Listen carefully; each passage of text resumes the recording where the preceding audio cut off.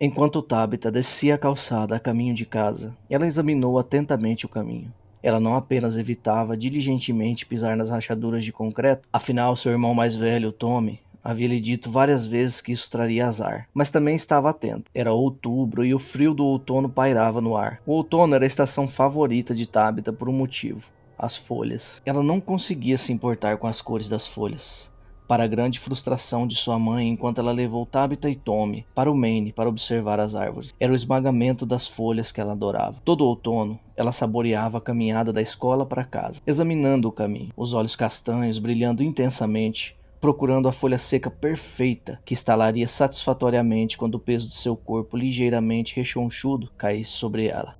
Ela tinha esperança de encontrar a folha perfeita hoje, mas ficou profundamente desapontada. A chuva começou a cair do céu antes do final das aulas, começando uma leve borrifada que permitia um otimismo cauteloso, depois evoluindo para uma garoa constante que logo a esmagou. Tabitha sentiu a sua desilusão crescer, as lágrimas ardendo nos olhos. Ela sabia que realmente não importava se ela encontrasse uma folha, mas era a única coisa que ela estava ansiosa hoje. Depois que as crianças malvadas zombaram tanto dela, seu único consolo era que Tommy tinha ficado em casa doente hoje. Então, ele não estava ali para ver ela chorar e chamá-la de bebê.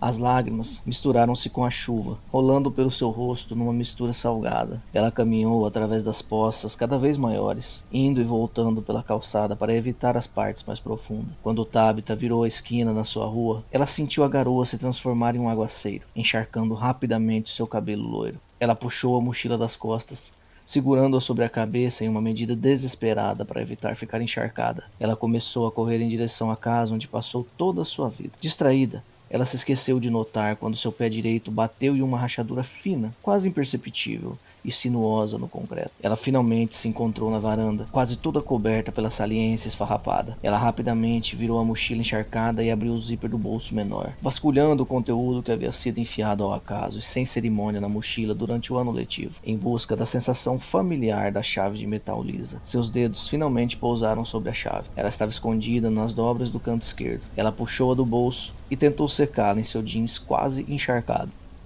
Ela o inseriu na fechadura e girou, notando com certa frustração que havia sentido um clique familiar que indicava que a porta já estava destrancada. Ela sentiu suas sobrancelhas se juntarem com preocupação. Mamãe sempre trancava a porta quando saía para o trabalho e garantiu que Tommy e Tabitha entendessem que precisava fazer o mesmo. Tabitha sentiu um arrepio percorrer o seu corpo quando o vento começou a ficar mais forte. Ela sentiu seu desconforto crescer, os pelos do seu braço se arrepiarem. Ela ouviu a voz de Tommy, recentemente começando a mudar da voz estridente que ela conhecia durante toda a vida para tons mais profundos do estranho que ele estava se tornando, insistindo para que ela deixasse de ser um bebê. Ela respirou fundo, na esperança de acalmar seu coração acelerado, e abriu a porta. Todas as luzes estavam apagadas. Seu estômago borbulhava de nervosismo quando ela passou cuidadosamente pela porta, fechando e trancando rapidamente a porta atrás dela. Outro arrepio percorreu seu corpo quando ela foi atingida pelo ar-condicionado. Ela se forçou para sair da segurança da porta e lentamente começou a caminhar pelo corredor. Ela alcançou a abertura que levava à cozinha e lentamente contornou a moldura, surpresa pelo grito que imediatamente rompeu de dentro dela. Ela rapidamente tentou abafá-lo, mas já era tarde demais. Sua mãe, que estava sentada à mesa da cozinha em completa escuridão, virou-se com movimentos anormalmente bruscos para encará-la. Tabitha notou que ela estava segurando um item singular, um pequeno espelho de mão com a borda de plástico rachada que normalmente ficava na gaveta debaixo do banheiro que os três compartilhavam. Ela parecia estar olhando para seu reflexo, mas Tabitha não tinha certeza de como poderia ver nele. A superfície do espelho estava repleta de rachaduras finas que cobriam todo ele, tornando ele inutilizável. Tabitha deu mais um passo à frente, estremecendo ao pisar em uma tábua de madeira que rangia. Sua mãe ficou de pé, com o cabelo flácido e ondulado, girando em volta do rosto. Tabitha recuou involuntariamente quando seu olhar finalmente encontrou o de sua mãe. A mãe abriu um largo sorriso, e Tabitha pensou brevemente que parecia que ela tinha dentes demais para caber na boca. Os dentes pareciam estar empurrando um ao outro para fora do caminho, cada um tentando ser o primeiro a morder. "Oi, querida", sua mãe começou, mal movendo a boca, os lábios ainda esticados, o que se transformou de um sorriso enervante para mais perto de uma careta. Tabitha sentiu uma onda de náusea tomar conta dela, e seu terror momentâneo foi substituído enquanto ela tentava controlar seu estômago. "Oi, mãe", ela respondeu. O sorriso de sua mãe se alargou ainda mais. Tabitha forçou seu corpo a relaxar, enquanto outro arrepio percorreu sua espinha, esperando que se ela fingisse que estava tudo bem, Sua mãe também o faria. Tommy está doente, disse a mãe. O seu olhar, que tinha penetrado Tabitha, deslocou-se para um ponto por cima do ombro direito de Tabitha, onde permaneceu. Ela sentiu várias vezes como se tentasse convencer a si mesma e a Tabitha. Você deveria ver como ele está, sua mãe murmurou. A voz tinha uma qualidade estranha e vazia que assustou Tabitha ainda mais do que o olhar de sua mãe. Tudo bem, mãe. Então eu já volto, sussurrou Tabitha. Ela não queria ir ver como seu irmão estava. Nem queria voltar rapidamente para sua mãe. Na verdade, a única coisa que ela queria era sair correndo o mais rápido que pudesse. Mas uma parte dela sabia que isso havia deixado de ser uma opção no momento em que ela colocou os pés em casa. Tabitha saiu da cozinha e avançou pelo corredor em passos rápidos, atrevendo-se a lançar apenas um rápido olhar para trás, para sua mãe, que permanecia sentada à mesa da cozinha, aparentemente encantada mais uma vez pelo reflexo no espelho, agarrando com força o espelho, o suficiente em ambas as mãos para que todo ele tremesse. O quarto de Tommy ficava no final do corredor, envolto numa sombra mais escura que o resto da casa. Tabitha sentiu arrepios percorrer todas suas costas enquanto ela continuava a andar, subitamente convencida de que de alguma forma sua mãe tinha saído da cozinha sem que ela percebesse e agora a seguia pelo corredor. Ela rapidamente se virou e, por um breve momento, pensou ter visto algo desaparecer na sombra do corredor atrás dela. O terror correu por todo o corpo de Tabitha, e uma parte dentro dela gritou tão alto para que ela corresse, que ela quase correu para a porta da frente. Em vez disso, ela ficou parada, congelada, impotente para fazer qualquer coisa além de sentir os batimentos cardíacos pulsando por todo o seu corpo. Tabitha não tinha certeza de quanto tempo passou enquanto ela olhava para a sombra, esperando por algum sinal de que pudesse continuar pelo corredor. Ela ficou parada, respirando pensadamente, até sentir seu coração voltar a um ritmo mais normal. Ela percebeu que poderia se mover novamente. Ela enxugou o lábio superior e a testa, removendo todo o suor que ela não tinha percebido até que começou a escorrer pelo seu rosto, e tentou resolver a rigidez que tão repentinamente se apoderou dela. Ela fechou os olhos por um momento, preparando-se, depois se virou e continuou pelo corredor. A porta do quarto de Tommy estava entreaberta, mas um sinal de que algo estava errado. Desde que Tommy completou 11 anos, ele insistiu de que fosse lhe dada privacidade em seu quarto, o que significava que ele sempre mantinha a porta fechada. Tabitha respirou fundo, soltou o ar e abriu a porta. O que ela viu teria provocado um grito de gelar o sangue se ela ainda tivesse algum ar. Ela tentou respirar novamente, tentando encher os pulmões para que o mundo inteiro pudesse ouvi-la gritar, mas descobriu que não conseguia se lembrar de como respirar. Em vez disso, ela produziu uma espécie de chiado estrangulado que só conseguiu atrair o olhar do irmão. Tabitha finalmente se lembrou de como respirar e encheu seus pulmões, famintos com mais ar do que jamais havia conseguido. Ela soltou um grito, sentindo sua voz falhar, mas não conseguindo ouvir o som. Em vez disso, tudo o que ela conseguia ouvir era o som de um vazio e sibilante que parecia preencher todo o seu cérebro. Seus olhos percorreram o quarto, absorvendo todo o horror daquela cena. A náusea mais uma vez aumentou, dessa vez dominando-a com sucesso. Tabitha sentiu a queimação do ácido na garganta, enquanto o almoço forçava o caminho de volta pelo esôfago, curvando-se e forçando os olhos a fechar, tentando desesperadamente esquecer o que tinha visto. Os lençóis da cama do irmão foram jogados no chão, deixando o corpo nu do irmão exposto. Amarrações prendiam seus pulsos e tornozelos nos pilares da cama, e ele sangrava no local onde a corda áspera arranhava sua pele. Vidro quebrado cercou a cama, e todo o seu corpo estava quase envolto em fatias finas, deixando a sua pele esfarrapada, mal grudada em seu corpo. Mas nada disso foi a pior parte do que Tabitha tinha visto. Ela poderia ter aceitado o corpo profanado do irmão, coberto de sangue da cabeça aos pés, brilhando com a luz refratada do vidro. O que ela não conseguia aceitar era o fato do seu irmão ter feito contato visual com ela. Ele ainda estava consciente, ainda vivo, e nos seus olhos, Tabitha viu que Tommy estava para além do medo, para além da dor, para além de qualquer emoção conhecida. Tommy agora tinha os olhos pintados de vermelho devido ao rompimento dos vasos sanguíneos, o cabelo emaranhado com uma espessa mistura de sangue e suor, as lágrimas abrindo caminhos tortuosos pelo seu rosto. Mas o pior de tudo, Tabitha conseguia ler no seu olhar que Tommy já não tinha medo da morte. Em vez disso, ele acolheu bem. Ele estava orando, rezando por isso. Ela ouviu Tommy grunhir uma vez e depois novamente. Tabitha se endireitou, limpando os últimos vestígios de vômito da boca. As lágrimas mais uma vez marchando pelo seu rosto, turvando-lhe a visão. O olhar de Tommy desviou-se do rosto dela e pousou num ponto acima do seu ombro direito. Tabitha então se virou para ver o que havia chamado a sua atenção.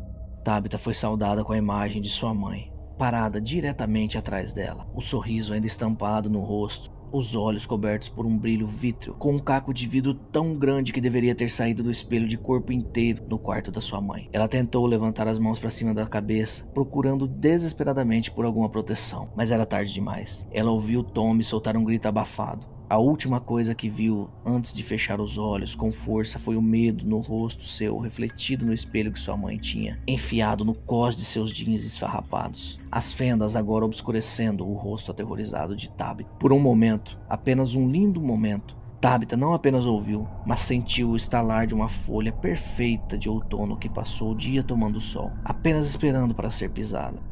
Por um belo momento, Tabitha foi simplesmente uma folha, congelada no tempo ao cair no chão. Então, Tabitha não existia mais.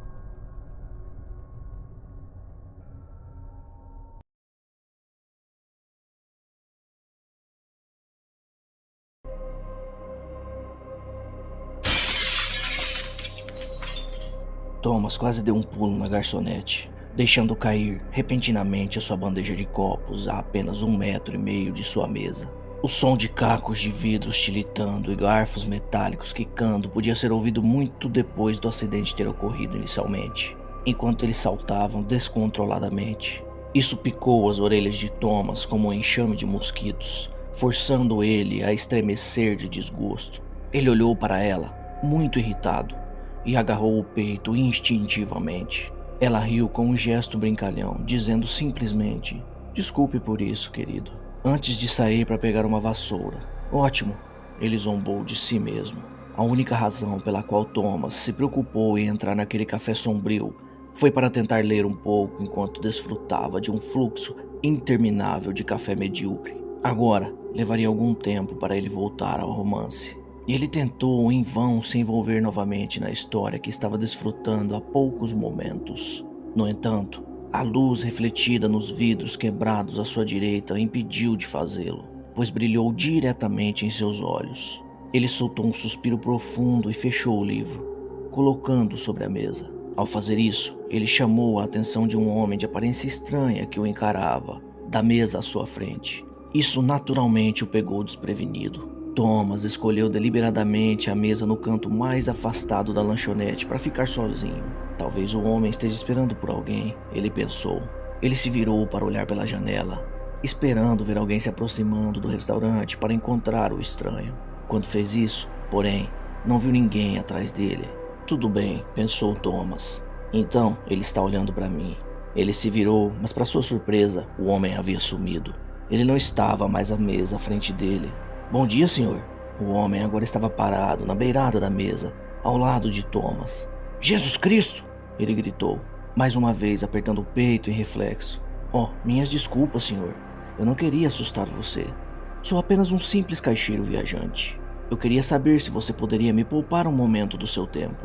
"Olha, amigo", ele respondeu, parecendo audivelmente chateado além da crença. "Eu não vou comprar nada de você, certo?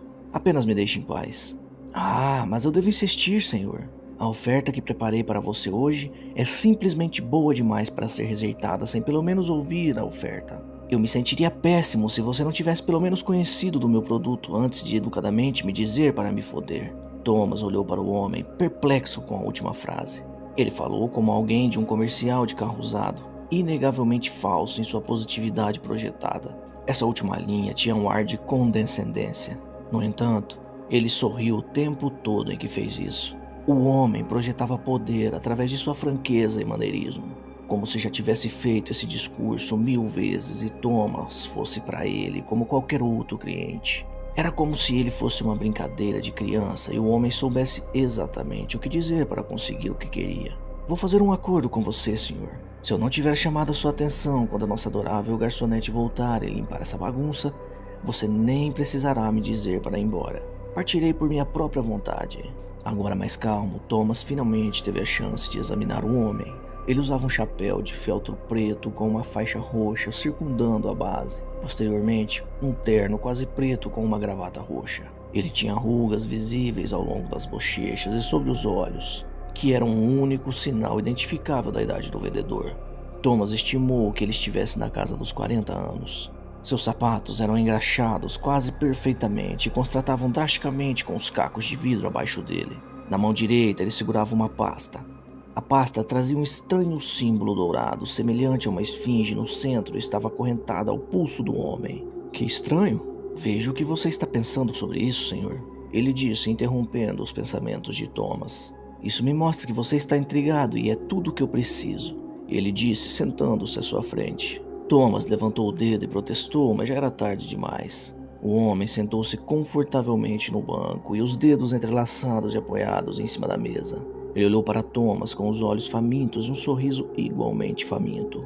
Thomas se sentiu como uma foca sendo encarada por um grande tubarão branco, como se ele não tivesse escolha, embora claramente tivesse. Ele se sentiu paralisado em sua cadeira, impotente para lutar contra os encantos e o vernáculo do homem. Agora então, ele começou. Temos aproximadamente 52 segundos antes que Dana chegue para arrumar essa bagunça dela. Então permita-me ir direto ao ponto para que eu possa chamar a sua atenção antes que isso aconteça. Sou vendedor, como disse antes, e tenho certeza de que poderia descobrir isso a 1 quilômetro de distância. O que garanto que você não vai conseguir deduzir, porém, é o catálogo único de serviços que presto aos meus clientes. Thomas olhou para o homem com desconfiança. Olha, cara, eu não curto essas coisas, se é isso que você está querendo dizer. Oh, meu Deus, não, senhor. O homem disse enquanto levantava a mão e ria alto. Garanto que não é esse tipo de proposta, a menos que você queira que seja. Ele disse essa última parte em tom sarcástico, inclinando-se e dando uma piscadela. Thomas olhou de volta sem graça. Brincando? Eu estou brincando. Nossa, ainda estou trabalhando na minha rotina de trocação, mas não achei que eu estivesse tão mal assim. Bem, como eu estava dizendo, ofereço um número único de serviços para meus clientes. O que preparei para você hoje é feito sob medida para sua situação. Quanto tempo o médico lhe deu, Thomas? 6 meses no máximo, certo? Já se passaram 2 desde o diagnóstico, então as coisas não parecem tão boas, não é mesmo? Thomas sentiu o estômago dar um pulo na garganta e um arrepio profundo percorreu sua espinha. Antes que ele tivesse tempo para processar qualquer um desses sentimentos, a garçonete voltou com uma vassoura e uma pá de lixo. Ele a observou caminhar para o seu lado esquerdo e começar a limpar com o canto do olho, mas nunca olhou diretamente para ela. Ele nunca tirou o olhar do homem misterioso. Ele apenas ficou lá, olhando para ele enquanto tentava desesperadamente descobrir como ele poderia saber isso sobre ele. Thomas não tinha família. Ele não confidenciou os detalhes da sua condição a ninguém além do médico e de um único padre. Então como esse homem poderia saber sobre isso? Este cara está me seguindo? O que mais ele sabe sobre mim?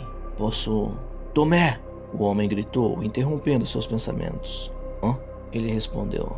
A adorável garçonete aqui lhe fez uma pergunta, Thomas. Não é educado ignorar alguém quando ela fala com você, e muito menos nem olhar para ela. Ele voltou seu olhar para a garçonete. Sinto muito, qual foi a pergunta? Eu só queria me desculpar novamente por assustá-lo mais cedo. Eu estava me perguntando se você precisaria reabastecer seu café, senhor. Ele olhou para o homem que agora estava com os cotovelos apoiados na mesa e apoiando o queixo nas mãos entrelaçadas. Bem, Thomas, uma xícara de café fresco parece bem agora, não? Voltando-se para a mulher, ele murmurou bem baixinho. Não, obrigado. Ela assentiu e saiu com os cacos de vidro na bolsa, deixando os dois sozinhos. Agora eu tenho a sua atenção, não é? Ele disse, curvando os lábios em um sorriso malicioso. Quem diabos é você? Retrucou Thomas. Eu já lhe disse, senhor. Sou apenas um simples caixeiro viajante. Vivo pela emoção da venda. Eu ganho a vida vagando de um lugar para o outro e prestando meus serviços aos necessitados que encontro em todo o mundo. E você, meu amigo, precisa urgentemente dos meus serviços. Presumo que você se sentiria mais confortável falando comigo se soubesse meu nome. Então, pode me chamar de Vito. Ok, Vito. Como você sabe sobre a minha situação? Eu conheço muito mais do que apenas a sua situação, Thomas. A menção de seu nome lhe causou mais uma vez arrepios na espinha. Ele nunca tinha dito ao homem seu nome. Nem a garçonete ali ligou para isso antes. Obviamente, eu sei seu nome. Eu sei sobre a sua condição. O que o médico lhe disse exatamente? Que apenas 3 em cada 100 mil pacientes com câncer desenvolvem tumores cardíacos por ano? Parece que você é muito sortudo, não é? Thomas olhou fixamente para ele. Mais do que isso, eu sei que você... Ele fez uma pausa momentânea enquanto acariciava seu queixo de brincadeira, fazendo parecer que estava lutando para encontrar as próximas palavras. Tipo sanguíneo, sobrenome, nome da mãe, filme favorito, trabalho que você teve quando tinha 23 anos. E eu sei o nome da prostituta com quem você estava há 3 semanas. É? Diga-me então, Thomas respondeu, cruzando os braços e fingindo uma aura de confiança. O homem estalou os nós dos dedos antes de responder. Bem negativo.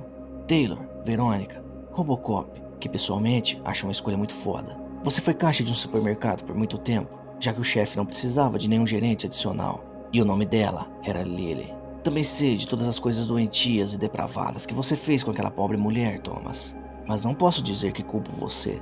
Se eu soubesse que estava chutando o balde, eu mesmo gostaria de fazer o máximo possível. Pessoalmente, sempre quis que alguém... Tudo bem. Eu entendo. Você sabe muito sobre mim, e daí? Isso é algum tipo de fraude? Você está tentando me chantagear? Chantagear? Vito parecia claramente ofendido com a ideia. Deus, Thomas, por que você acha isso? Isso não é uma chantagem e garanto que não é de forma alguma uma farsa. Eu simplesmente quero lhe vender algo. Aham, sim, certo. Respondeu Thomas, tomando um gole de café. Você só quer me vender alguma coisa e é por isso que está me espionando, sabe Deus há quanto tempo? Eu não estive espionando você, Thomas. Eu simplesmente sei dessas coisas. É um dos meus muitos talentos. Uma das vantagens de ser eu e fazer o que eu faço, você poderia dizer. Vender coisas permite que você saiba tudo sobre a pessoa, não é? Não, algo não está certo aqui. Que tipo de vendedor você é exatamente? Com uma leve curvatura dos lábios, ele lentamente colocou uma pasta que estava no banco sobre a mesa e a virou de forma que a abertura ficasse voltada para Thomas. Um de cada tipo, respondeu o vendedor. Antes que Thomas pudesse responder, Vito girou os botões da fechadura da caixa para ler 805 e a destravou, expondo seu conteúdo a ele. O que estava diante de Thomas, no caso, era algo que ele nunca poderia ter previsto. Nunca em 1 milhão de anos ele teria adivinhado a carga que este homem estava carregando consigo esse tempo todo. Nem ele teria imaginado que tal item fosse alcançável, muito menos compreensível de existir. Quando o vendedor abriu a caixa, Thomas encontrou dentro dela tudo. Galáxias de tamanhos e brilhos variados giravam lindamente em seu interior acolchoado. Criaturas cujas origens não eram conhecidas por nenhum homem pareciam presas dentro dele e acenavam para Thomas enquanto estendiam os braços como se pedissem ajuda ou liberdade. Portas misteriosas que pairavam por toda parte levavam a uma litânia potencial de dimensões e mundos. Segredos que os filósofos pensaram por milênios, sem sucesso, finalmente tiveram respostas. O sentido da vida, a verdade da vida após a morte. Estamos sozinhos no universo? O vencedor da loteria do próximo mês. Quem iria ganhar o Brasileirão daquele ano? O que aconteceu com Amélia? Quem matou Odette Reutemann? Todos eles estavam dentro desta maleta da eternidade. Thomas teve segredos revelados para os quais ele nunca soube que queria resposta. Ele viu toda a sua vida exposta diante dele num pequeno retângulo. O passado, o presente e o futuro. Thomas viu o tempo que lhe restava de vida. Ele ficaria feliz e cheio de medo. Ele iria morrer em algum momento durante o sono, exatamente daqui a 2 meses e 13 dias. Ninguém estaria em seu funeral. Ninguém se lembraria dele, exceto pela garçonete, que a essa altura já estaria acostumada com suas visitas diárias ao café. Ela não se lembraria dele com carinho, no entanto. Ela se lembraria dele como um velho bastardo mal-humorado. Esse seria o seu legado, o único vestígio duradouro da sua existência, a única marca que faria no mundo. Thomas sentiu sua sanidade diminuindo. Seu lábio tremeu incontrolavelmente quando uma gota de suor escorreu pelo lado do seu rosto e caiu sobre a mesa abaixo. O quê? O que é isso? Ele finalmente conseguiu choramingar. Os lábios do vendedor se curvaram ainda mais em um sorriso serpentino. Ele sabia disso agora. Ele tinha conseguido fisgar Thomas. Isso, meu amigo, é tudo. Tudo que foi e será. Com essas últimas palavras, ele girou lentamente a pasta de modo que agora ficasse de costas para Thomas. O mais louco é que esse nem é o brinquedo mais divertido que eu tenho. Quero dizer, não me entenda mal, é muito legal, mas tenho coisas muito mais interessantes na minha casa. Mas não tenha muitas esperanças, meu amigo. Não foi isso que eu vim vender para você hoje. Isso foi apenas para chamar sua atenção. Thomas não disse nada. Ele simplesmente olhou para a pasta enquanto tentava desesperadamente compreender o que tinha acabado de acontecer. Olá, Vito disse, estalando os dedos na cara de Thomas. Oh, droga, não diga que eu fritei o cérebro de outro idiota. Eu estou aqui, Thomas respondeu. Eu estou aqui. Se você diz, respondeu o vendedor, rindo. Como você pode ver, tenho acesso a apenas um pouco mais do que um vendedor típico. Ofereço uma ampla gama de produtos e serviços exclusivos para pessoas selecionadas. Além disso, sou muito exigente com quem presto meus serviços. Eu não estava apenas brincando de mau gosto, Thomas, quando te chamei de sortudo. Me encontrar vai salvar a sua vida. Thomas olhou para o vendedor com os olhos arregalados. Você quer dizer que você pode me curar? É claro que eu posso, Thomas. Droga, você não viu que eu tenho à minha disposição? O universo legal em uma caixa comigo? Curar você seria simples demais para alguém como eu. Mas onde estaria a diversão e a emoção nisso? Por que parar apenas em curar você? Eu estava pensando em um produto mais exclusivo, algo um pouco mais duradouro. Thomas recostou-se e ergueu uma sobrancelha com curiosidade. Como você e eu vimos no caso, a sua vida tem sido... Bem, odeio dizer isso, mas tem sido muito patética, amigo. Claro, eu poderia consertar você e mandar você de volta para sua vida medíocre, mas isso seria apenas um desserviço para você.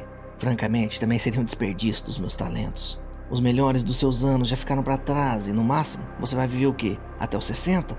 Ótimo. O onisciente vendedor místico curou meu câncer e me deu mais 10 anos de vida. Tedioso? Não. Thomas, o que eu quero oferecer a você é uma segunda chance de vida. A chance de fazer algo útil de si mesmo. O que tem à venda hoje é o produto que eu quero oferecer a você. Ele se inclinou para dentro da mesa, garantindo que ninguém pudesse ouvi-lo, e sussurrou: Imortalidade. Eles ficaram sentados em silêncio por alguns momentos. Depois disso, analisando um ao outro, Thomas em busca de sinais de perigo e Vito em busca de sinais de fraqueza. Como um jogo de xadrez mental, eles pareciam estar pensando em todas as complexidades da proposta oferecida.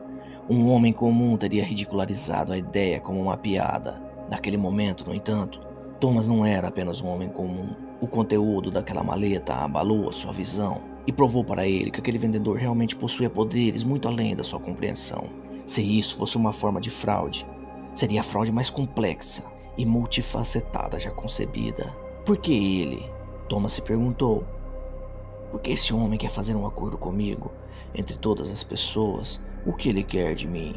Eu posso ver no que você está pensando, Thomas, disse Vito, interrompendo seus pensamentos mais uma vez. Você está pensando nas complexidades de por que você, certo? Como você sabia? Ora, por favor, Thomas. Eu sou um vendedor misterioso, onisciente. Nós já tínhamos deixado isso estabelecido, não era? Ele interrompeu, brincando consigo mesmo. Além disso, já tive essa conversa milhares de vezes com milhares de clientes diferentes por toda a Terra, de todo o cosmo.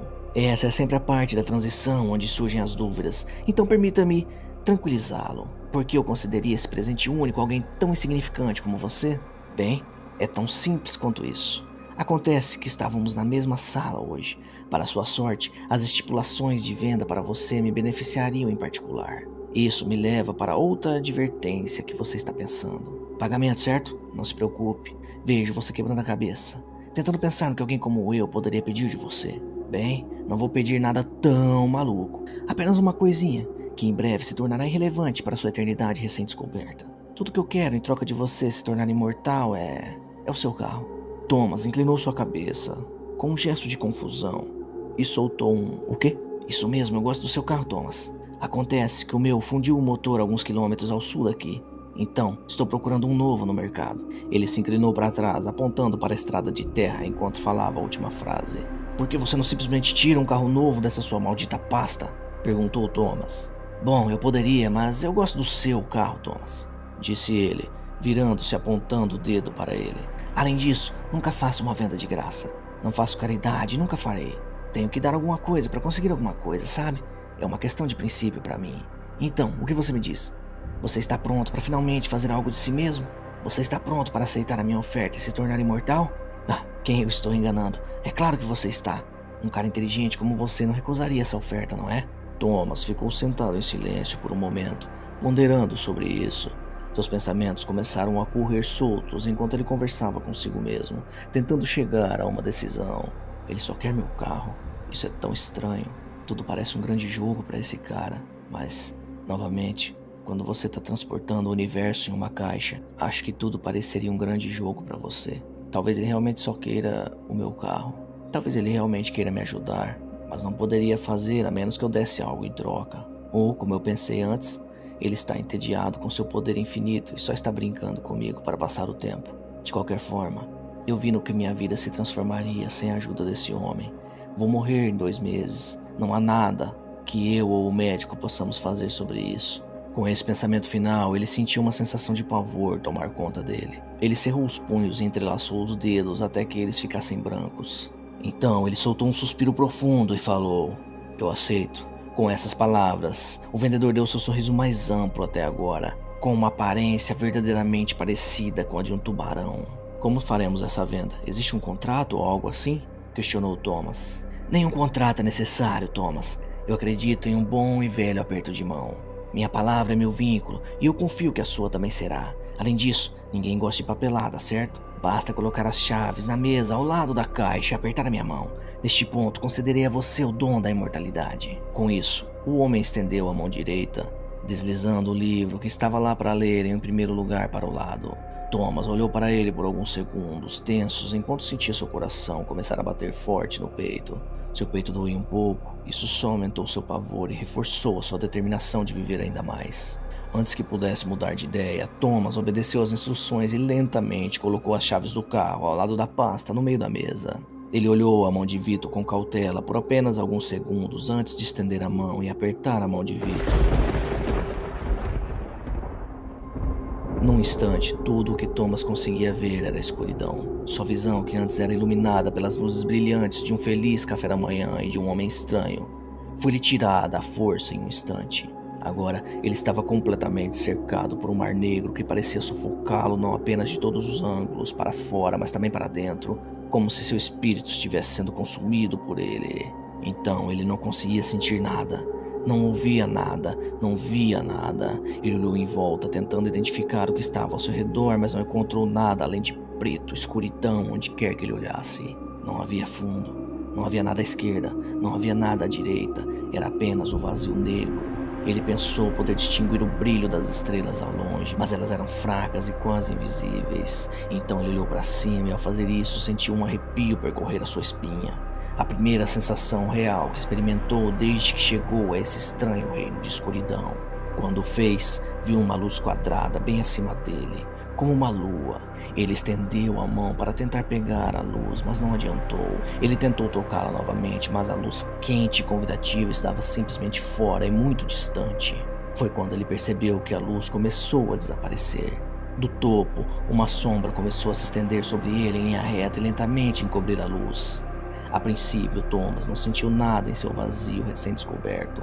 Ele nem tinha certeza se conseguiria sentir a própria pele, mas ele de repente sentiu um empurrão, então outro, depois um arranhão. Então uma mão o agarrou e outra mão desceu sobre sua cabeça. Thomas começou a sentir outros seres, entidades e pessoas ao seu redor correndo e se chocando enquanto eles também tentavam alcançar a luz como ele. Agora, inacreditavelmente assustado e desesperado para escapar dos estranhos mistérios, Thomas tentava desesperadamente se firmar em qualquer coisa. Ele chutou, procurando por algo que pudesse empurrar para ganhar altura e escapar para a luz acima, mas ele não encontrou nada. Ele estendeu a mão com todas as suas forças enquanto se juntava à ladainha de outros, todos tentando alcançar a liberdade que estava logo acima de suas cabeças. Não adiantou, ele só poderia estender a sua mão e observar a luz como uma porta se fechando. Ele assistiu à luz escapar lentamente, engolido pela escuridão total, com o resto de seus novos amigos. Vito terminou de fechar a pasta e ajeitou a gravata. As rugas que antes estavam sob seus olhos começaram a endireitar-se e diminuir. Ele agora parecia uns anos mais jovens do que há poucos momentos atrás. Ele soltou um suspiro profundo e falou com seu habitual comportamento educado e charmoso. "Foi uma honra fazer negócio com você, senhor." Ele disse para a casca de um homem imóvel que agora estava curvado sobre a mesa de café. "Cumpri nossa parte da venda e vou me despedir. Posso garantir que vou gostar muito do seu carro." Ele colocou uma nota de $20 na mesa como gorjeta para a garçonete e se levantou. Ele ajeitou o chapéu antes de tirar a poeira e sorrir para o corpo sem vida na frente dele. "Espero que você goste da sua nova forma imortal, pois você vai passar a eternidade aí agora." Com isso, ele saiu do café, girando as chaves do carro no dedo e assoviando alto. Depois ele ligou o carro e seguiu para o norte, pela estrada empoeirada.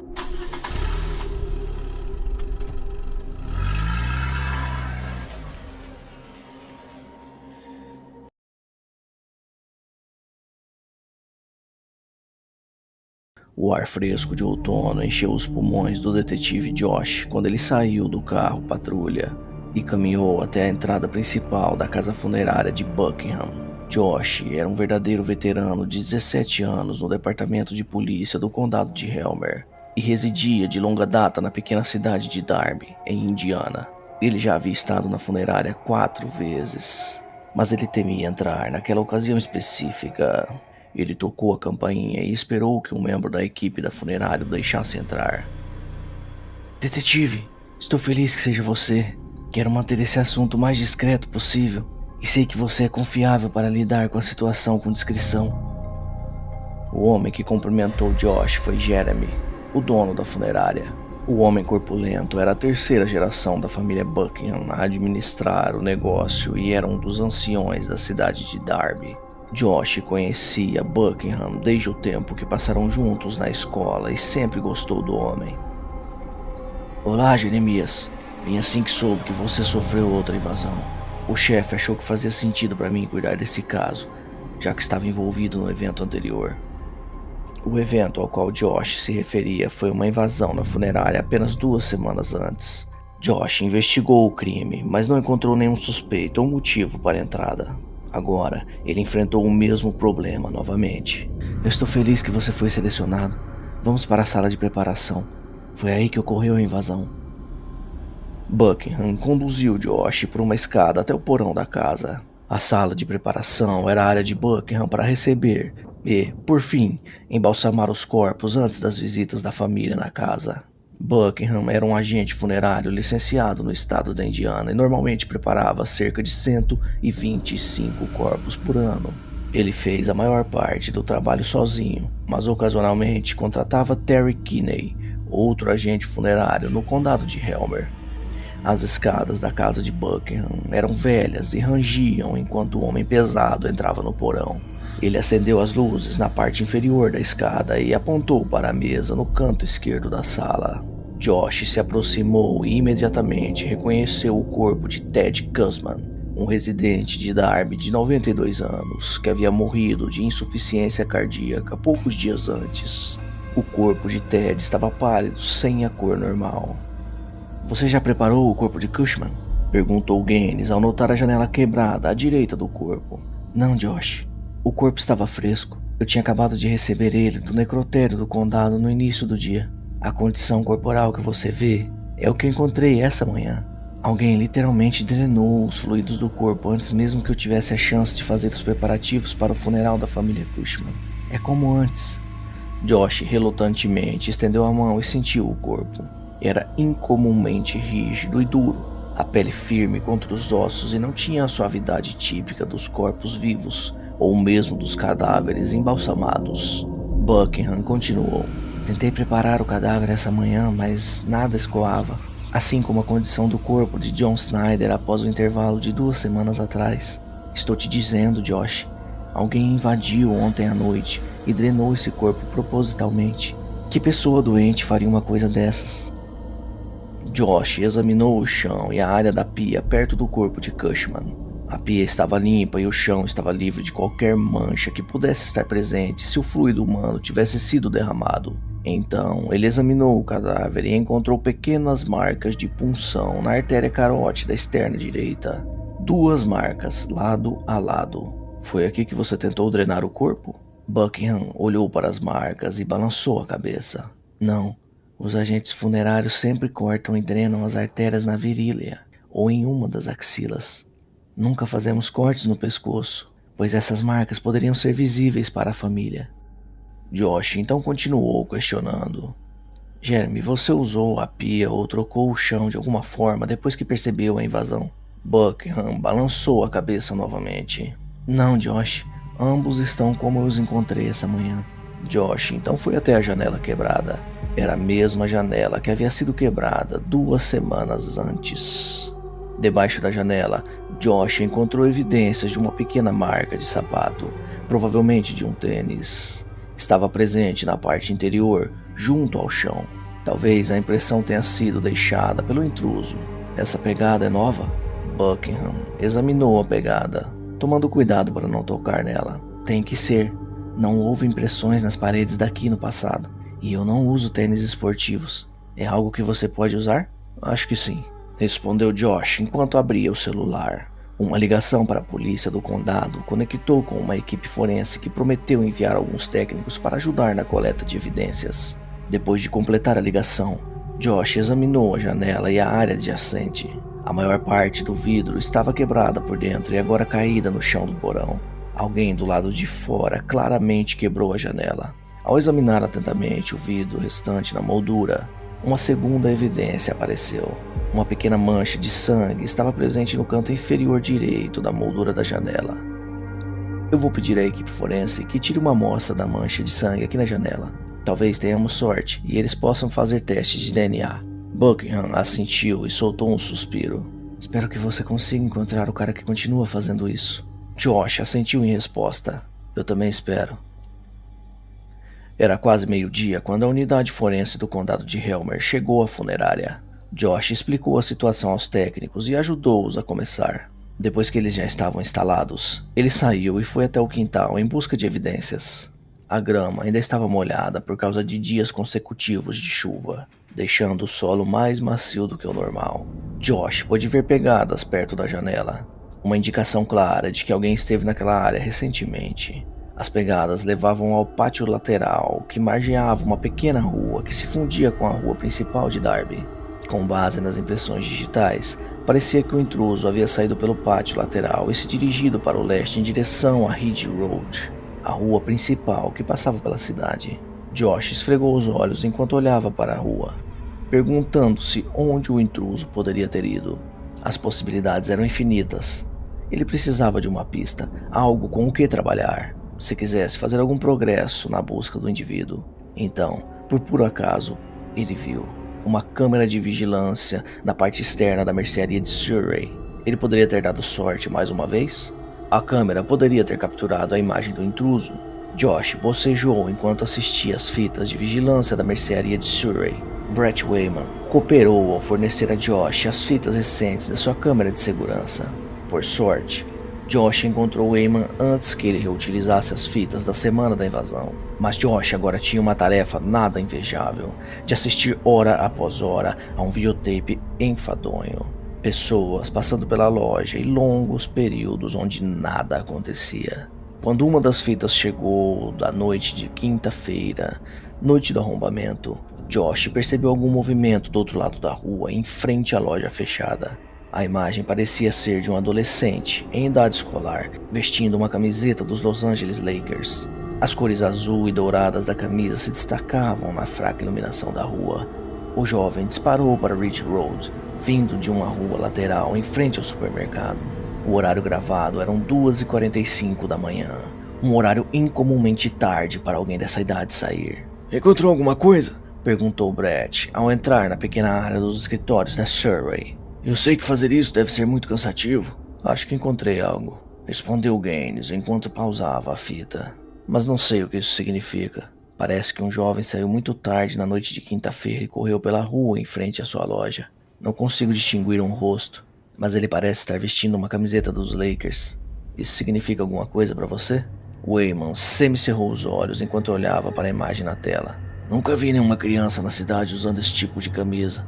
O único que conheço que tem uma camisa dos Lakers é Bill Congdon, da área de Fairfield, nos arredores da cidade, mas ele está na casa dos 40 anos. "Congdon? Eu não conheço." Wayman continuou. "Bill e Mary Congdon se mudaram para cá há cerca de um ano, sem filhos, pelo menos nenhum que eu saiba. Eles são quietos e praticamente ficam sozinhos."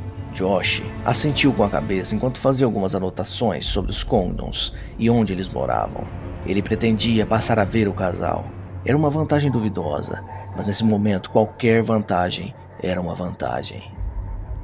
O celular de Gaines tocou às 9 da manhã no dia seguinte. Ele estava se preparando para dirigir até Fairfield quando recebeu uma ligação da unidade forense de Helmer.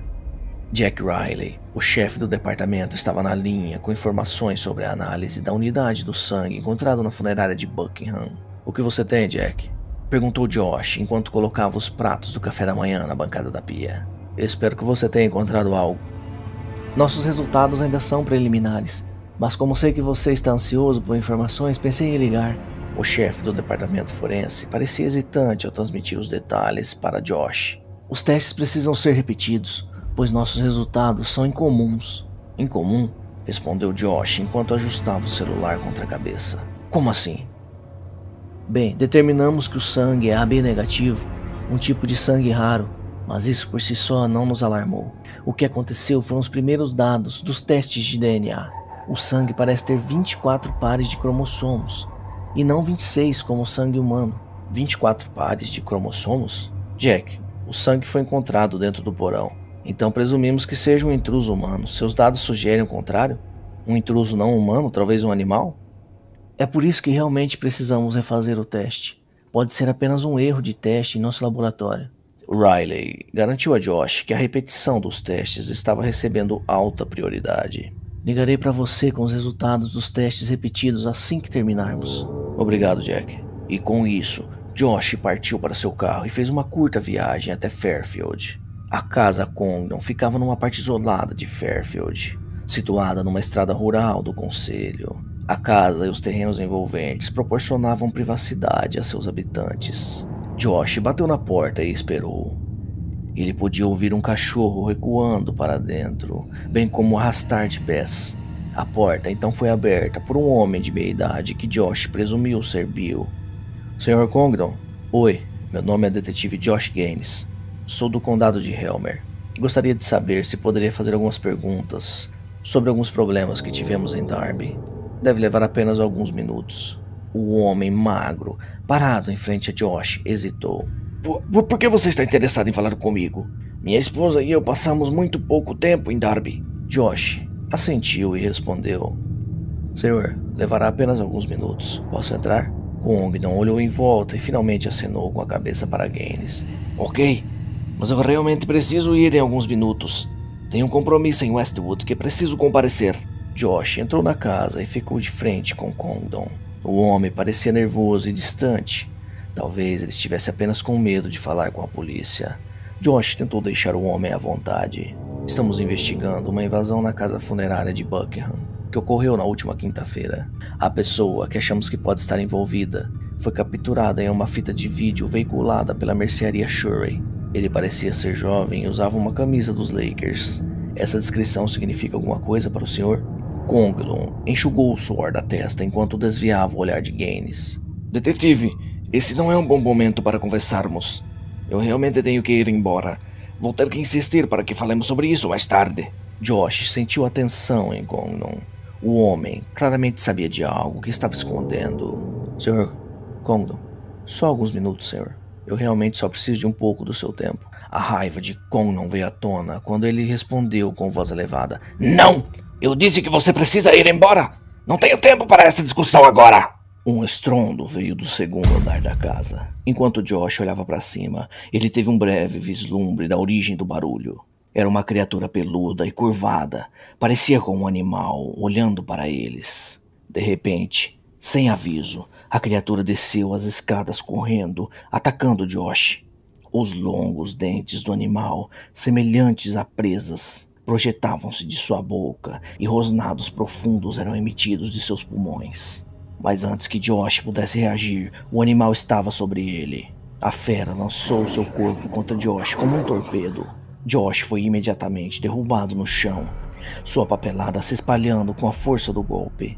Ele estremeceu de dor, sentindo como se a sua caixa torácica tivesse sido quebrada pela força do animal. Bill Congdon gritou quando Josh caiu no chão. Robbie, não! Vá para trás! Volte para o seu quarto! A fera recuou, mas apenas brevemente. Um rosnado se espalhou por sua boca enquanto examinava o detetive de polícia caído. E então atacou novamente. A curta pausa entre os ataques deu a Josh tempo suficiente para retirar seu revólver de serviço. Ele não teve tempo de mirar, ele simplesmente puxou o gatilho. Uma vez, depois duas vezes e uma terceira vez. Os tiros entraram no peito do animal e derrubaram ele imediatamente no chão. Congdon gritou novamente de horror. Não! Não! O que você fez com ele? Algum tempo depois, Josh faz uma careta ao escrever seu relatório oficial sobre o ataque ocorrido na casa de Congdon. As 3 costelas quebradas e os órgãos internos machucados precisariam de tempo para cicatrizar completamente, mas os médicos o garantiram que nenhum dano permanente ocorreu devido ao ataque. Pouco se sabia sobre Rob Condon, a criança deformada que atacou Gaines. Tudo o que Gaines conseguiu descobrir foi que ele tinha 14 anos e que os Condons protegeram Rob do mundo por toda a sua vida. Por recomendação do consultor jurídico, os Condons decidiram não cooperar com a investigação em curso conduzida pelo condado de Hammer. Jack Ryler voltou-se para Josh logo após o ataque, com os resultados finais do teste sobre a mancha de sangue encontrada na funerária. Riley foi capaz de confirmar que o sangue era AB negativo e que correspondia à amostra de sangue retirada de Rob Condon. A indicação do par de 24 cromossomos observadas no primeiro teste foi confirmada no segundo teste de sangue. Riley não ofereceu nenhuma explicação para isso. O condado de Helmer contratou o Dr. Carey MacDonald, especialista em fisiologia humana da Universidade de Illinois, para auxiliar na investigação de Rob Condon.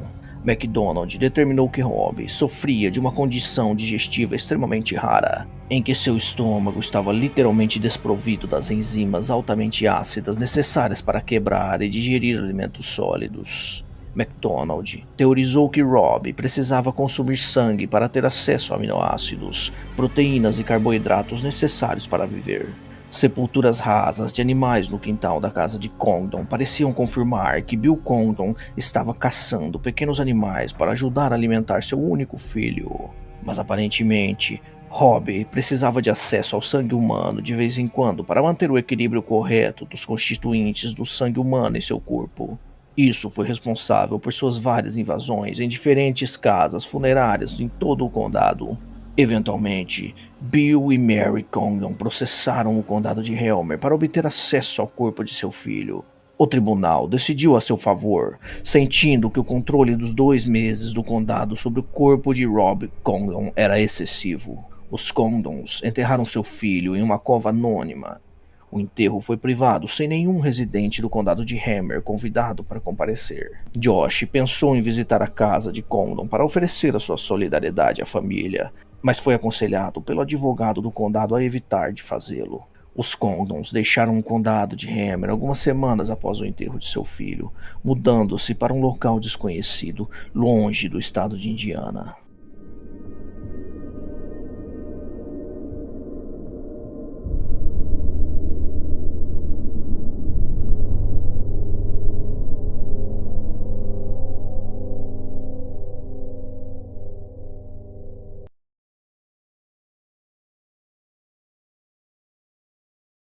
Da onde eu venho, normalmente a gente não comemora Halloween. Minha principal exposição a isso foi quando eu era criança, através da mídia ocidental. E, embora eu não entendesse completamente a premissa, achei a estética geral do feriado muito legal e desejei experimentá-la algum dia. Cerca de 15 anos mais tarde, eu acabei me mudando para os Estados Unidos. Como uma mulher de 20 e poucos anos, era seguro dizer que havia desperdiçado a minha chance de fazer doces ou travessuras. Mas isso não significava que eu não pudesse entrar no espírito do Halloween de outras maneiras. Acontece que um dos meus colegas de trabalho estava dando uma festa com um tema assustador em sua casa, como uma espécie de evento improvisado de formação de equipe. Eu admito que tinha uma queda por esse colega de trabalho, então iria independentemente da premissa, mas o fato de ser Halloween aumentou ainda mais a minha empolgação. Assim que passei por aquela porta, percebi imediatamente como estava mal vestida para a ocasião. Eu não esperava que as pessoas saíssem com tudo para um evento de trabalho. Mas lá estava Bill, do RH, andando por aí vestido de múmia, e Heather, nossa supervisora, exibindo as suas coxas como uma bruxa sexy. Enquanto isso, lá estava eu, vestida com uma camisa e calça, comum, e com meus chifrinhos de diabo idiota, parada no meio de tudo isso como uma completa idiota. Raramente eu sinto constrangimento social, mas esse foi definitivamente um desses momentos. Especialmente porque eu era a nova garota, ainda tentando causar uma boa impressão. Felizmente, o colega de trabalho em quem eu estava afim conseguiu me arrastar de um lado para o outro, para que eu pudesse prestar atenção na festa. Eu achei que a melhor coisa que eu poderia fazer era me misturar às pessoas, e isso funcionou por 1 ou 2 horas, até que eu vi ele. E eu não estou exagerando quando eu digo que ele era o homem mais lindo que eu já vi. Ele também não estava fantasiado, mas não acho que isso importasse no caso dele. Ele poderia ter aparecido com um agasalho completo e chinelos, as pessoas ainda iriam querer estar perto dele. Ele era alto, mas não tão alto a ponto de me sentir intimidada. Seu cabelo era castanho com um tom avermelhado, que caía em longos cachos que acentuavam as maçãs do seu rosto. Ele tinha uma barba ruiva, curta, que combinava com a sua camisa xadrez. Aquele estilo que fazia parecer que ele estava prestes a tocar um violão a qualquer momento. Se eu dissesse para minha eu adolescente criar o seu namorado ideal, seria literalmente igual a ele. Também não recebeu o memorando? Perguntei para ele com o sorriso mais descontraído que eu pude fingir. Eu nunca tinha abordado ninguém antes, mas com ele parecia tão natural, como se fosse a coisa mais óbvia a se fazer. Ele desviou os olhos verdes da tela brilhante do celular e olhou para mim. O meu peito até agitou quando ele sorriu. Não foi amor à primeira vista. Isso seria subestimar. Foi algo mais básico, primitivo. Imagine que você passou toda a sua existência confinada ao solo, mas um dia o universo te deu a habilidade de voar. Você nunca teve o desejo de voar antes, mas agora que você já experimentou como é voar através das nuvens, você não consegue imaginar mais a sua vida sem isso. Você acha que eu normalmente me visto assim? Ele respondeu brincando. Nós nos demos bem imediatamente. Nunca um homem, especialmente um que eu acabei de conhecer, me fez me sentir tão à vontade em sua companhia. Mesmo que eu tivesse acabado de saber o nome dele, parecia que éramos velhos colegas de classe tendo uma reunião muito esperada. Oscar. Isso combinava com ele. Tudo que ele fez, tudo que ele disse, irradiava uma aura de indescritível. Foi cativante e, pior, irremediavelmente viciante. Cada vez que ele me reconheceu, riu das minhas piadas e me deu uma piscadela, isso me fez desejá-lo ainda mais. E era como se ele soubesse. Não tinha nada isso de ser. Ele realmente sabia. Ele sabia e ele estava usando isso contra mim, me torturando, vendo até onde ele poderia me empurrar antes que eu quebrasse. E eu fiz uma pausa. Fui eu quem o arrastou até o banheiro do andar de cima, longe dos olhares indiscretos dos meus colegas de trabalho. Fui eu quem praticamente o prendeu na parede e trançou nossas línguas. Sua barba por fazer contra meu queixo, suas mãos hábeis nas minhas costas, euforia na sua forma mais simples. Quando eu comecei a desabotoar a sua camisa, ele agarrou meu pulso abruptamente com uma mão e colocou outra entre nós. Eu protestei com uma série de gemidos exasperados, incapaz de expressar minha frustração em palavras. Felizmente, seu sorriso lascivo me garantiu que esse desejo terrível não ficaria insatisfeito por muito tempo. Aqui não, ele disse. Minha casa é logo ali na estrada. Eu concordei, já quase sem fôlego. Tentei parecer brincalhona, mas meu desespero era óbvio. Isso não era mais um desejo, era uma necessidade que queimava de dentro para fora. Eu precisava senti-lo, precisava prová-lo. Eu senti que meu coração iria falhar se eu não fizesse isso. Graças a Deus, a caminhada até o apartamento dele foi muito rápida. Eu tive que me conter fisicamente para não pular em seus ombros enquanto estávamos sozinhos no elevador.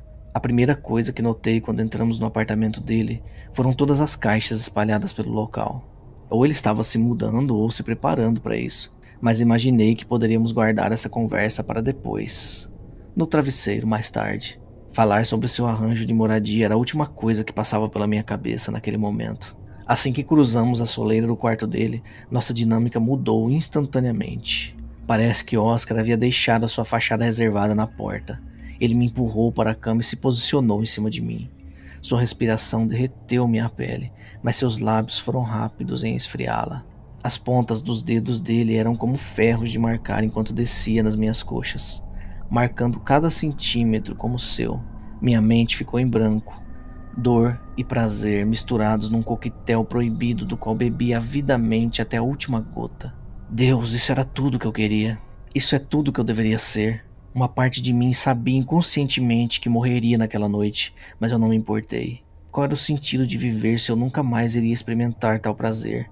De repente, a campainha tocou, espalhando a névoa que nublava meus pensamentos por um breve momento. Olhei para baixo e vi o tufo de mechas avermelhadas rebeldes sendo puxado para trás entre as minhas pernas. Ele gemeu alto de aborrecimento. Que droga, provavelmente é o saco velho lá de baixo reclamando do barulho de novo.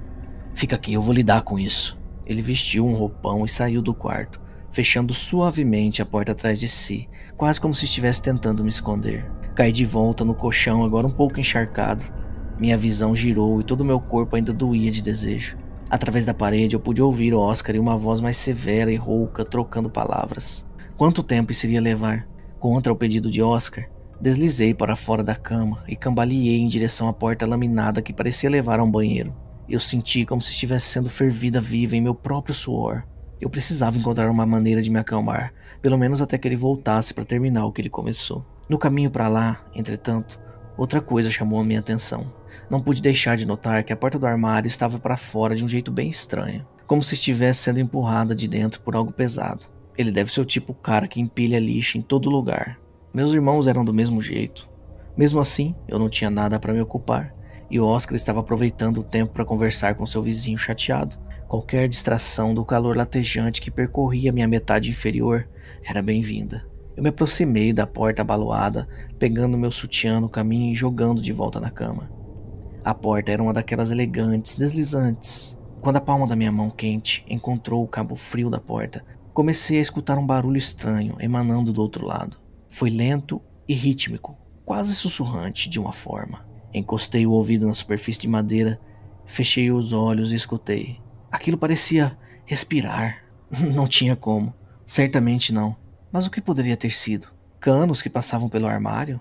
Tentei controlar a minha respiração. Agarrei a alça do guarda-roupa com mais firmeza e decidi abrir. Se eu estivesse errada, o pior que poderia acontecer era o Oscar ficar bravo comigo. Mas eu tenho certeza que eu faria ele se acalmar. Infelizmente, eu não estava. 2 corpos inteiros saíram do armário. Um pertencia a um homem e outro a uma mulher. Pelo menos até onde eu conseguiria dizer. Eles estavam tão enrugados que era realmente difícil deduzir. Eles estavam reduzidos a pouco mais de que esqueletos e uma camada de pele. Era como se todos os vestígios de umidade tivessem sido completamente drenados deles. O homem estava sem vida. Observei com horror o sangue acumular-se sobre seu crânio. A princípio, eu teria presumido que a mulher também estava morta, mas ela começou a se mexer. Ela tentou e tentou ficar de joelhos, mas continuou escorregando nos fluidos do outro corpo. Eu queria ajudar, eu realmente queria. No entanto, eu estava totalmente apavorada. Eu não conseguia mover um músculo. Finalmente, ela não aguentou mais de fragilidade e caiu no chão. Ela continuou tentando mexer os braços e pernas, mas seus movimentos eram inúteis. Era uma triste e lamentável demonstração de desamparo. O que aquele merda fez com eles? Ele estava prestes a fazer a mesma coisa comigo, será? O pensamento fez minha garganta se contrair. O choque se tornou pânico e foi aí que a adrenalina entrou em ação. Meu corpo estava dizendo de forma inequívoca para dar o fora daquele apartamento infernal. Eu me agachei ao lado dos 2 corpos, remexendo na pilha de roupa. Meu telefone tinha que estar lá em algum lugar. Eu encontrei um pouco de alívio quando eu encontrei o bolso onde estava o celular e consegui pegá-lo. Antes que eu pudesse me levantar, a mulher se jogou contra mim, agarrando meu tornozelo. Meu primeiro instinto foi de se afastar, mas seu aperto me manteve surpreendentemente forte, apesar do estado horrível que ela estava. Seu rosto era até difícil de olhar. Ela estava tão magra que eu conseguia ver o formato dos dentes através das bochechas. Ela apontou para a última gaveta da mesa de cabeceira. Eu poderia dizer que ela queria que eu abrisse. Com lágrimas de medo brotando dos meus olhos, eu acenei com a cabeça e fiz o que ela pediu. Escondida atrás de frascos de comprimido e de um feixe de cabos, havia uma arma. Eu peguei a arma e segurei em minhas mãos, sentindo o seu peso. Depois eu verifiquei o pente. Estava com todas as balas. Empurrei o pente de volta com as mãos trêmulas. Puxei o slide e finalmente soltei a trava de segurança. Uma das primeiras coisas que fiz quando vim para os Estados Unidos foi visitar um campo de tiro. Foi só por diversão. Nunca em 1 milhão de anos eu pensei que realmente teria que colocar em prática o que aprendi lá. A arma em uma mão, o meu telefone em outra. Finalmente eu pude me levantar. Quando me dei por mim, parado do lado oposto da cama, estava aquele verme. Ele não disse nada, não me repreendeu. Sua expressão era de leve aborrecimento, como se fosse uma barata que tivesse saído do ralo. Olha, eu acabei de chamar a polícia. Eu blefei, balançando o meu telefone enquanto eu escondia a arma carregada nas minhas costas. Achei que não fazia sentido aumentar as tensões mais do que já estavam. Se eu fosse você, eu iria embora antes que eles chegassem. Não teve nenhuma reação, nem mesmo um sorriso zombando.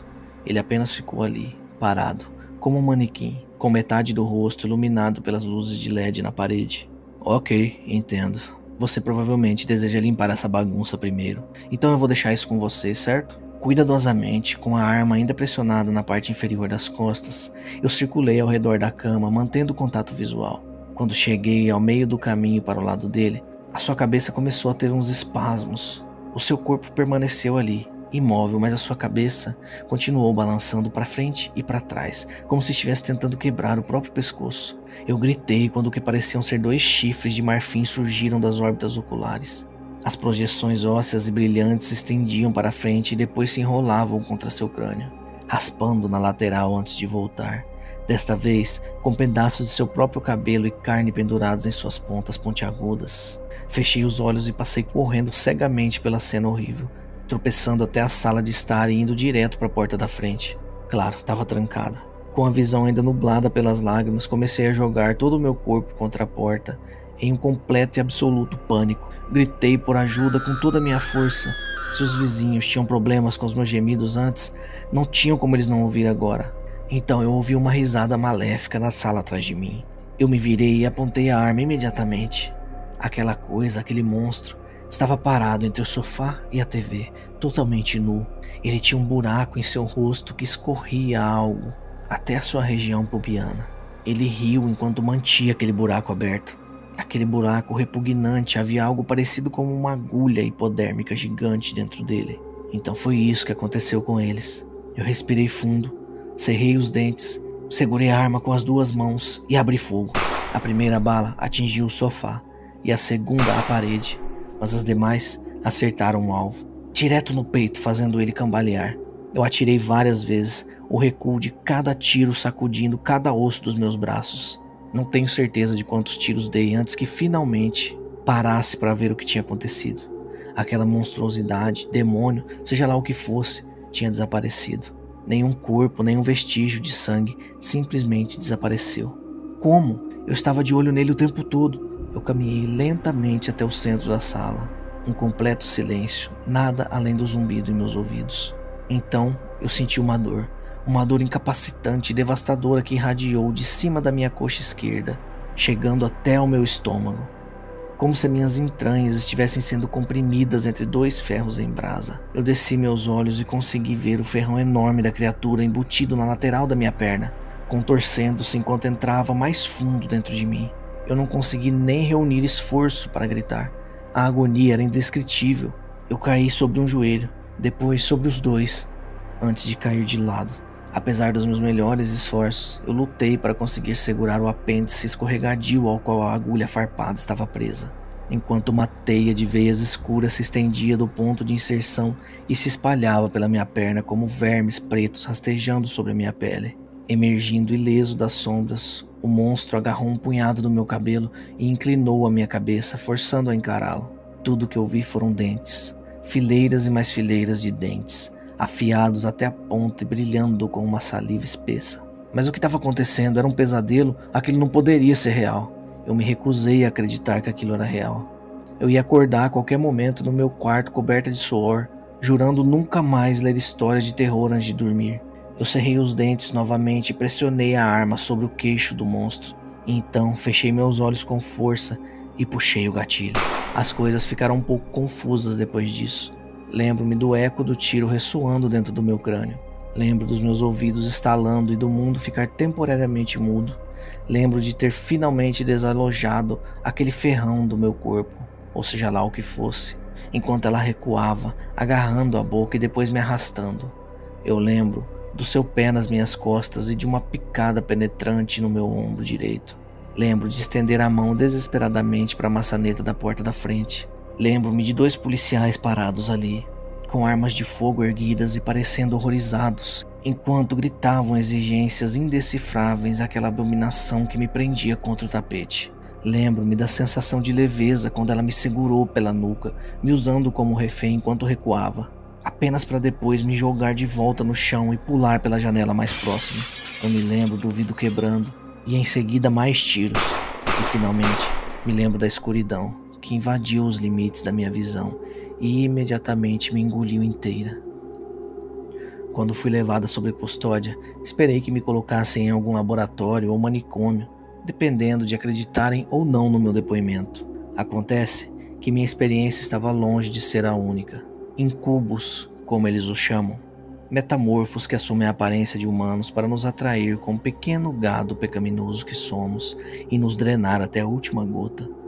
Ninguém sabe de onde eles vêm, ou se sabem, não nos dizem. A frequência dos incidentes relatados aumentou ao ponto em que os sobreviventes já não estão segregados da sociedade. Eles apenas me deram um acordo de confidencialidade para assinar e fui embora assim que pude andar novamente. Surpreendentemente, além de um pouco de dormência na perna, não parecia ter nenhum dano duradouro, pelo menos não físico. Eu sei que não deveria estar falando isso aqui abertamente, mas não acho que isso importe nesse momento. Aposto que em 2025, se não antes, a coisa toda vai ser divulgada de qualquer maneira. Até lá, acredite ou não, tome cuidado com quem você vai para casa.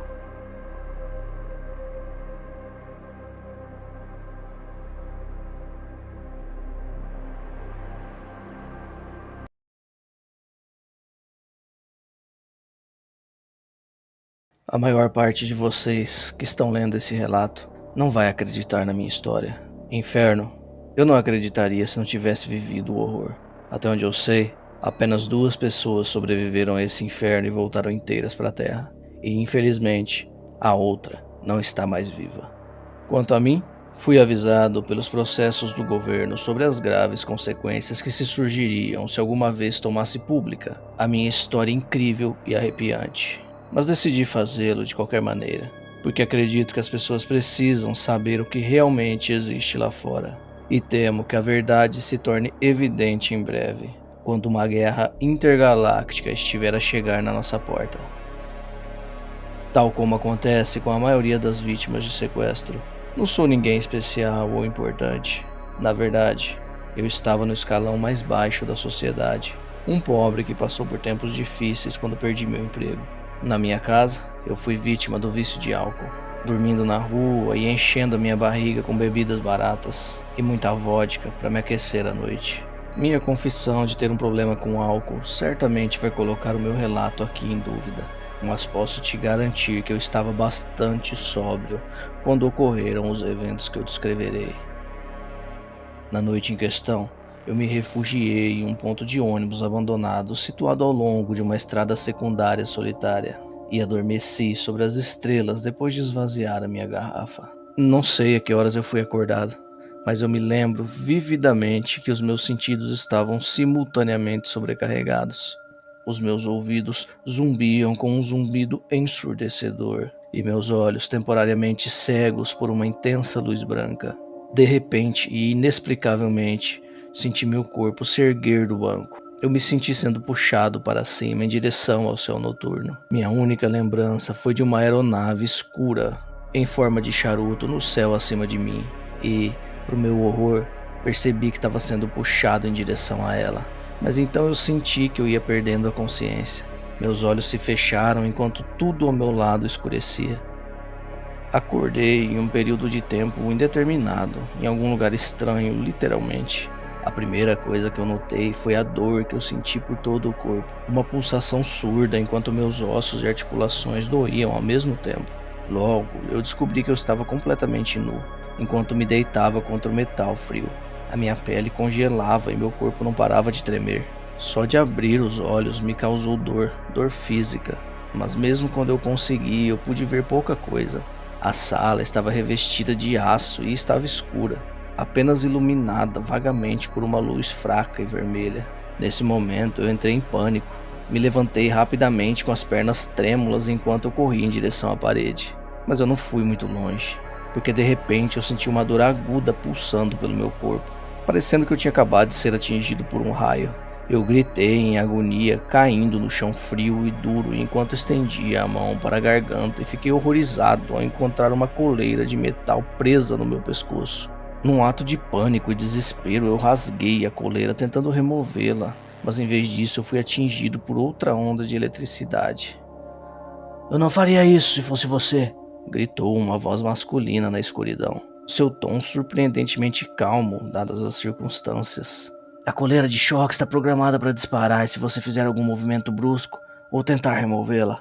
A voltagem vai aumentar continuadamente até você perder a consciência e o seu coração vai parar." Eu senti várias emoções ao ouvir aquelas palavras: confusão, raiva, medo, mas eu ouvi o conselho daquele estranho. Eu não queria passar por aquela dor novamente. Lentamente, eu abri meus lábios secos e gaguejei algumas palavras. Quem é você?" E que diabos de lugar é esse? Meu nome é Gideon. Eu sou como você, um prisioneiro aqui. Tem mais alguém aqui? Eu perguntei com cautela. Sim, veio a primeira resposta, dessa vez de uma voz feminina assustada. Sou Tânia e não sei por que estou aqui. Houve uma pausa antes que a próxima voz gritasse na escuridão, sua voz tremendo enquanto ele falava. Max, eu sou Max. Eu não sei por que isso está acontecendo. Eu só quero ir para casa. Tenho certeza de que todos nós sabemos, respondeu Gideon. Mas infelizmente, isso não vai acontecer. Eu balancei a cabeça, imaginando que deveria ser algum tipo de pesadelo que eu estava sentindo. Mas no momento, meu coração sabia que aquilo era real. Você não respondeu a minha pergunta. Acrescentei quando meu medo começou a se transformar em raiva. Onde diabos estamos?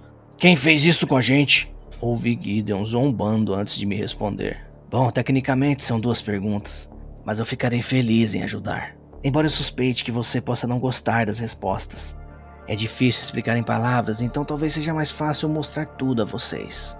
Eu ouvi passos e vi uma forma de um homem caminhando lentamente pelo chão de metal em direção à parede adjacente. Ele bateu em um painel de controle oculto com seus dedos ossudos e digitou um código. E de repente, um mecanismo foi acionado e uma veneziana se abriu lentamente, revelando uma cena que trouxe terror ao meu coração. Porque, quando a veneziana finalmente foi aberta, todos nós vimos uma janela transparente em forma de vigia voltada para fora, mostrando um céu escuro adornado com estrelas distantes e um globo azul e verde que todos reconhecíamos muito bem.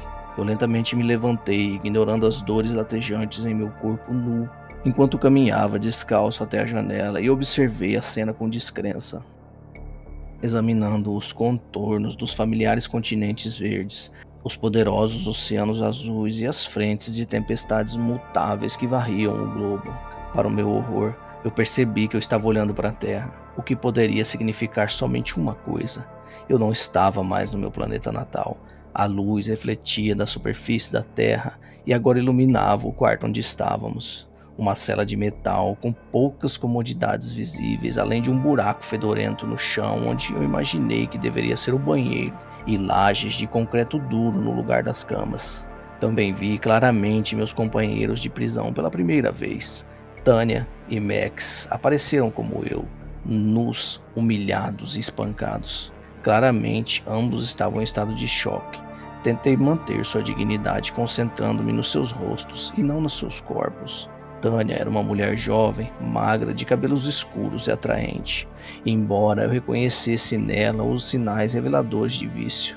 Pele pálida, olhos vermelhos e marcas nos braços. Max era um homem mais velho. Seu físico era flácido e sua pele enrugada. Eu vi um terror puro em seus olhos arregalados, o que me fez pensar que ele estava à beira de um colapso psicológico. Gideon era diferente, entretanto. Percebi que ele usava uma coleira de choque como todos nós, mas também estava totalmente vestido, usando uma túnica branca que cobria a sua dignidade. É verdade que ele não parecia estar com a melhor saúde. Seu corpo emaciado e seus olhos taciturnos, como se tivesse visto muitos horrores. Também ficou claro que ele sabia mais sobre a nossa situação do que o resto de nós. Eu não fui o único a chegar a essa conclusão, pois logo todos se voltaram contra o misterioso Gideon. Como diabos você sabia sobre aquela veneziana? Eu perguntei. Gideon ergueu as mãos defensivamente enquanto respondia. Olha, eu posso explicar tudo, só me dê uma chance. Besteira! Max gritou com raiva. Você está brincando com a gente, cara? Sim, Tânia concordou. Como saberemos que não foi você que fez isso conosco? Por que a gente deveria confiar em você? Em um instante, nós três estávamos avançando sobre Gideon, nossos punhos cerrados enquanto nós nos preparávamos para dar uma surra nele. Os olhos de Gideon se arregalaram e ele ergueu suas mãos ainda mais alto, recuando lentamente enquanto dizia: Você não deveria fazer isso. Foda-se, eu gritei enquanto cambaleava para frente. Mas um segundo depois eu estava no chão, meu corpo convulsionando quando a coleira de choque desferiu outro choque agonizante. Olhei e vi meus dois companheiros nus, igualmente incapacitados, os dois rolando na superfície de metal em agonia. Quando nosso castigo terminou, todos nós olhamos para cima, vendo Gideon olhando para nós com um olhar mal disfarçado de satisfação presunçosa nos lábios. Eu avisei você, ele disse. Lentamente e dolorosamente eu me levantei e meus companheiros de prisão fizeram o mesmo enquanto procurávamos respostas de Gideon. Meus amigos, como já expliquei, eu sou um prisioneiro aqui, assim como vocês três. Acontece que nossos captores me concederam certos privilégios e acesso a informações limitadas. Por quê? Bem, eu não posso dizer, embora suspeite que faça parte do plano deles de explicar a situação aos recém-chegados. A minha mente estava acelerada, o suor escorrendo na minha pele. Nada disso fazia sentido. Eu não entendo, perguntou Tânia enquanto quebrava o silêncio tenso e confuso. Quem fez isso conosco? Quem estaria nos segurando? Onde que a gente tá? Gideon assentiu antes de responder. Onde estamos deveria ser óbvio, embora eu entenda que é muito para absorver. No entanto, estamos claramente no espaço acima do nosso planeta. Quanto a quem está nos segurando, bem, isso é mais difícil de explicar. Nossos captores não são desse mundo. Presumo que eles venham de outro sistema solar em nossa galáxia. Embora de onde exatamente eu não possa dizer. Eles compartilharam um pouco comigo sobre sua cultura e civilização. Eu sei que a tecnologia deles é muito superior à nossa. Então você está dizendo que a gente foi abduzido por alienígenas? Eu exclamei em descrença. É exatamente isso que eu estou dizendo. Gideon confirmou severamente. Abdução alienígena? Tânia interveio com entusiasmo. O que? Você quer dizer tipo, com sonda anal e toda essa bosta? Max disse enquanto soltava uma risada nervosa. Mas Gideon não reagiu. Seu rosto permaneceu intacto. Receio que seja muito pior do que isso, ele disse solenemente. Eles não têm interesse na anatomia humana, exceto com o único propósito de nos infligir dor física. Um arrepio percorreu minha espinha quando eu perguntei. O que merda você quer dizer com isso? Gideon não respondeu imediatamente. Em vez disso, apontou e direcionou nossa atenção de volta para a janela vigia.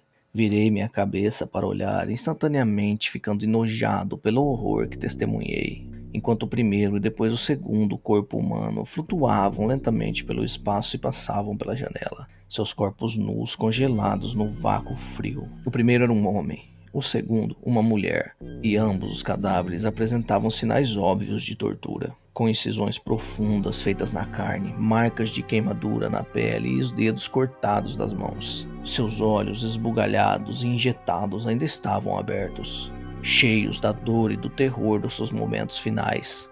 Todos nós assistimos com espanto e choque enquanto os corpos desapareciam de vista, perdidos para sempre no cruel vazio do espaço. Meu Deus, eu murmurei, com todo o meu corpo tremendo de repulsa enquanto eu me afastava lentamente da janela. É o último lote. Nossos captores acabaram com eles. Eu lutei para forçar as palavras a saírem da minha garganta. Eles os assassinaram, torturaram primeiro e depois atiraram seus corpos para o espaço. Por quê? Por que eles fariam isso? Bem, essa é a pergunta de $1000, não é? Gideon respondeu enigmaticamente. Eu não tenho todas as respostas, mas já estou nessa nave há algum tempo. Observei o que ocorre e tive uma comunicação limitada com os nossos captores, recebendo tanta informação quanto um mestre fornecia ao seu escravo. A partir disso, cheguei a algumas conclusões. Todos os organismos vivos são produtos de seu ambiente e as características que eles desenvolvem permitem-lhes sobreviver nesse ambiente. O problema da evolução é que ela é difícil de se livrar. Nós, humanos, nos consideramos uma espécie avançada e civilizada, mas ainda somos propensos a impulsos animalescos e primitivos. Agora, imagine uma espécie que evoluiu num planeta muito mais perigoso que o nosso. Um ambiente povoado por muitos organismos altamente agressivos, onde o vencedor evolutivo precisaria de ser o mais inteligente, mais forte e mais implacável que os seus concorrentes para terminar no topo. Avancemos alguns milênios e essa espécie agora será tecnologicamente avançada e capaz de viagens espaciais intergalácticas. Elas se encontram com outras civilizações desenvolvidas de forma semelhante e inevitavelmente existe conflito, guerras terríveis travadas em sistemas estelares, resultando em inúmeras mortes. Gideon fez uma breve pausa enquanto olhava pela janela de vigia em direção ao nosso planeta distante. Seria seguro dizer que nós estávamos atentos a cada palavra sua, embora as explicações do que ele nos dizia fosse extraordinariamente aterrorizante. Eventualmente, essas guerras terminam num impasse, à medida que múltiplas civilizações lutam entre si até um impasse sangrento. Surge uma nova ordem, uma espécie de ONU Galáctica formada para manter a paz. A guerra acabou, no entanto, os nossos captores ainda têm os mesmos instintos predatórios, um resquício da sua evolução violenta. Então, o que eles fazem com esses impulsos assassinos? Bom, eles chegam a um lugar como a Terra, um planeta isolado no limite da galáxia, além das leis da Confederação Galáctica. Aqui, eles podem sequestrar impunemente, pegando aqueles que não farão falta e infligindo-lhes torturas sádicas antes de acabar brutalmente com suas vidas. Através de métodos tão dissimulados, os nossos captores podem satisfazer os seus impulsos obscuros sem arriscar uma guerra com seus rivais galácticos. Eu balancei a cabeça, consternado, minha mente disparada enquanto tentava entender essa loucura. No final, foi Tânia quem vocalizou o que todos nós estávamos pensando. Então, você está dizendo que esses psicopatas são como as versões espaciais de Ted Bundy ou Jeffrey Dahmer? Como se eles viajassem anos-luz apenas para torturar e assassinar pessoas? Gideon franziu a testa antes de responder. Vamos, é um pouco mais complicado do que isso. Mas em poucas palavras, sim, essa é a nossa situação. Eu não pude acreditar. Meu cérebro exausto me disse que isso não poderia ser verdade. E mesmo que fosse, deveria haver uma saída. O que nós vamos fazer? Eu perguntei freneticamente. Como podemos sair desse inferno? Gideon suspirou alto antes de responder. Você não vai, sinto muito. Não há como escapar dessa nave. E não há como evitar o seu destino. Todos vocês morrerão aqui. Infelizmente, isso é inevitável. Isso é besteira! Gritei num desafio raivoso. Isso não pode ser verdade! Você sobreviveu! Por que eles não mataram você? Nossos captores me mantêm vivo porque sirvo aos seus propósitos. Pelo menos por enquanto. Suspeito que eles vão me matar quando eu sobreviver à minha utilidade. Ou talvez estejam apenas me deixando para o final. De qualquer forma, aceitei que nunca mais sairei vivo dessa nave. De repente, todas as nossas atenções foram atraídas para o canto da cela onde Max havia se enrolado em posição fetal, balançando a cabeça loucamente para frente e para trás enquanto murmurava em um estado de pânico desconectado. Não, não, não! Isso não pode estar acontecendo! Isso não pode ser real! Eu não deveria estar aqui! Eu não mereço isso! Eu nunca deveria estar aqui! Um momento depois, a parede oposta se iluminou, quando de repente uma porta anteriormente escondida apareceu e se abriu. Eles estão vindo para pegar a primeira vítima, Gideon avisou, um medo agora evidente em sua voz. Todos nós nos afastamos da porta, tentando nos preparar para qualquer monstruosidade que surgisse do outro lado. Mas Max perdeu a cabeça, levantando-se e tentando correr para a porta, gritando: Deixe-me sair daqui! Eu preciso sair! Ele se moveu rapidamente antes que qualquer um de nós tivesse tempo de reagir. O que aconteceu a seguir foi um borrão violento na minha memória, quando um longo instrumento saiu da escuridão e atingiu Max com força na cabeça, derrubando-o para trás e caindo no chão de metal. A criatura que emergiu das sombras e entrou na nossa cela parecia algo saído de um pesadelo. Minhas habilidades descritivas não são boas o suficiente para fazer justiça ao ser alienígena, mas a melhor maneira que eu posso descrever a aparência da besta é um cruzamento entre um humano e um velociraptor. O alienígena tinha cerca de 2 metros de altura e seu corpo era coberto por escamas vermelhas, embora também usasse uma armadura semelhante a um colete à prova de balas. Sua boca em forma de focinho estava cheia de presas afiadas e seus olhos escuros, frios, calculistas e predatórios.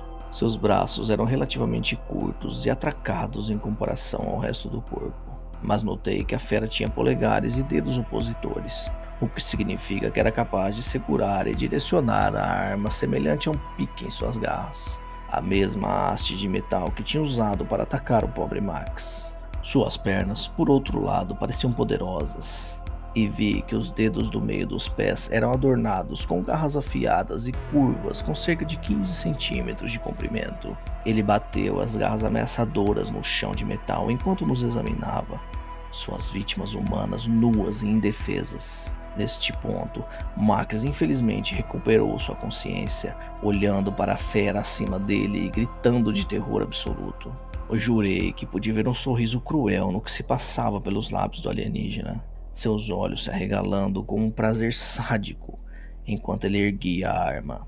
Um segundo depois, o corpo inerte de Max foi arrastado pelo chão, sua coleira de choque agindo como um ímã que se prendeu à ponta da lança de metal do alienígena, permitindo que ele facilmente puxasse Max, que chutava e gritava para fora da cela e para dentro da cela, no corredor escuro e além.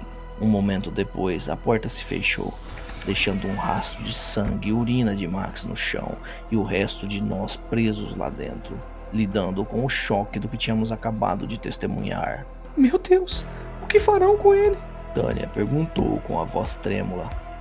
Confia em mim, você não vai querer saber, Gideon respondeu. Sentei-me em um canto com a cabeça entre as mãos enquanto tentava desesperadamente pensar. Certamente deve haver uma saída, eu pensei. Este não poderia ser o fim, mas as coisas só pioraram nas horas seguintes. É evidente que nossos captores gostavam de nos atormentar porque, embora as paredes das celas fossem grossas, eles deliberadamente transmitiam o som usando um tipo de sistema de alto-falantes. E o que ouvimos eram os gritos e súplicas de nosso companheiro Max, enquanto era submetido a torturas indescritíveis. Ouvimos todos os gritos ignorados por misericórdia, todas as incisões feitas em sua carne viva, e um assobio desagradável que só posso presumir ser o equivalente a uma risada dos alienígenas reptilianos. Nossas reações ao ouvir toda essa tortura monstruosa foi diferente em cada caso. Tônia desabou, deitada em um canto e soluçando incontrolavelmente, enquanto Gideon ficava parado e ouvia em silêncio, enquanto claramente ele já tinha passado por essa situação infernal muitas vezes antes. Quanto a mim, minha mente estava à beira da loucura. Eu queria arrancar minhas orelhas para não ter de ouvir o sofrimento de Max. Continuei quebrando a cabeça, tentando pensar em uma saída e exigindo respostas de Gideon. Mas ele não forneceu as respostas que eu precisava, pois o prisioneiro veterano parecia resignado com seu destino. Podemos lutar contra esses filhos da puta, eu sei que a gente pode! Eu gritei, mas Gideon balançou a cabeça negativamente. Você está nu, desarmado, e tem uma coleira de choque no seu pescoço. Além do mais, estamos a bordo da sua nave espacial, rodeados por dezenas de guardas armados e torturadores. A resistência é totalmente fútil, acredite. Muitos tentaram e todos falharam.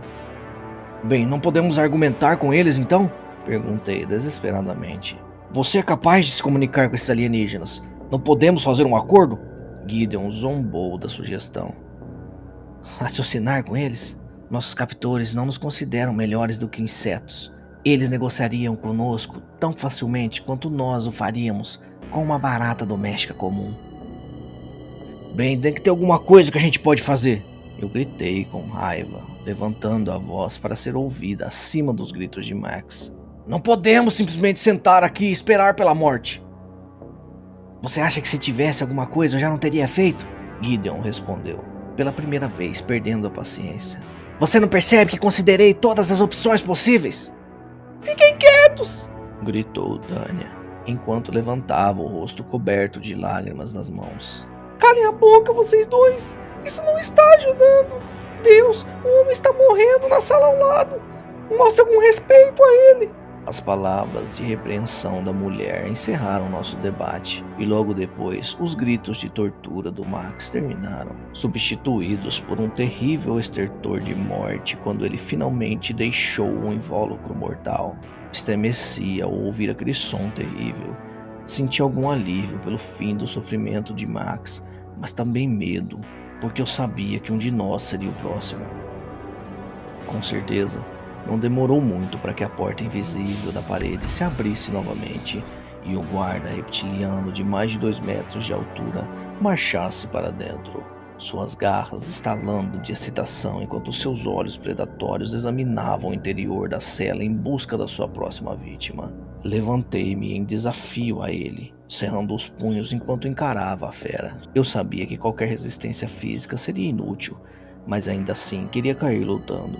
Mas os olhos frios do alienígena me ignoraram, concentrando-se em Tânia e erguendo a arma enquanto avançava sobre ela. Experimentei um momento de bravura imprudente naquele momento, enquanto avancei em direção ao guarda gritando: Não, não a leve! Leve-me em vez disso!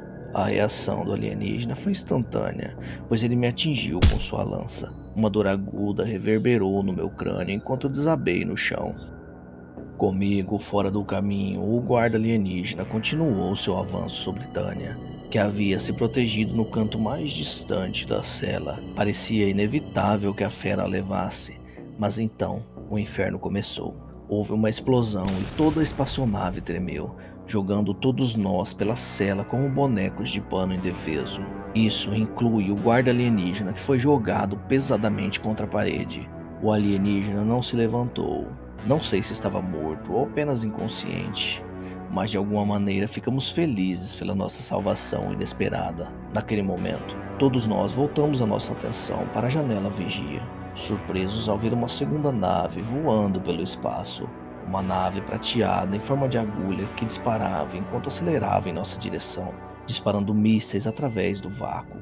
Houve mais explosões enquanto a nave prisão em que estávamos a bordo tremia sob a força de múltiplos impactos. "O que é isso?" gritei, olhando para o Gideon em busca de respostas.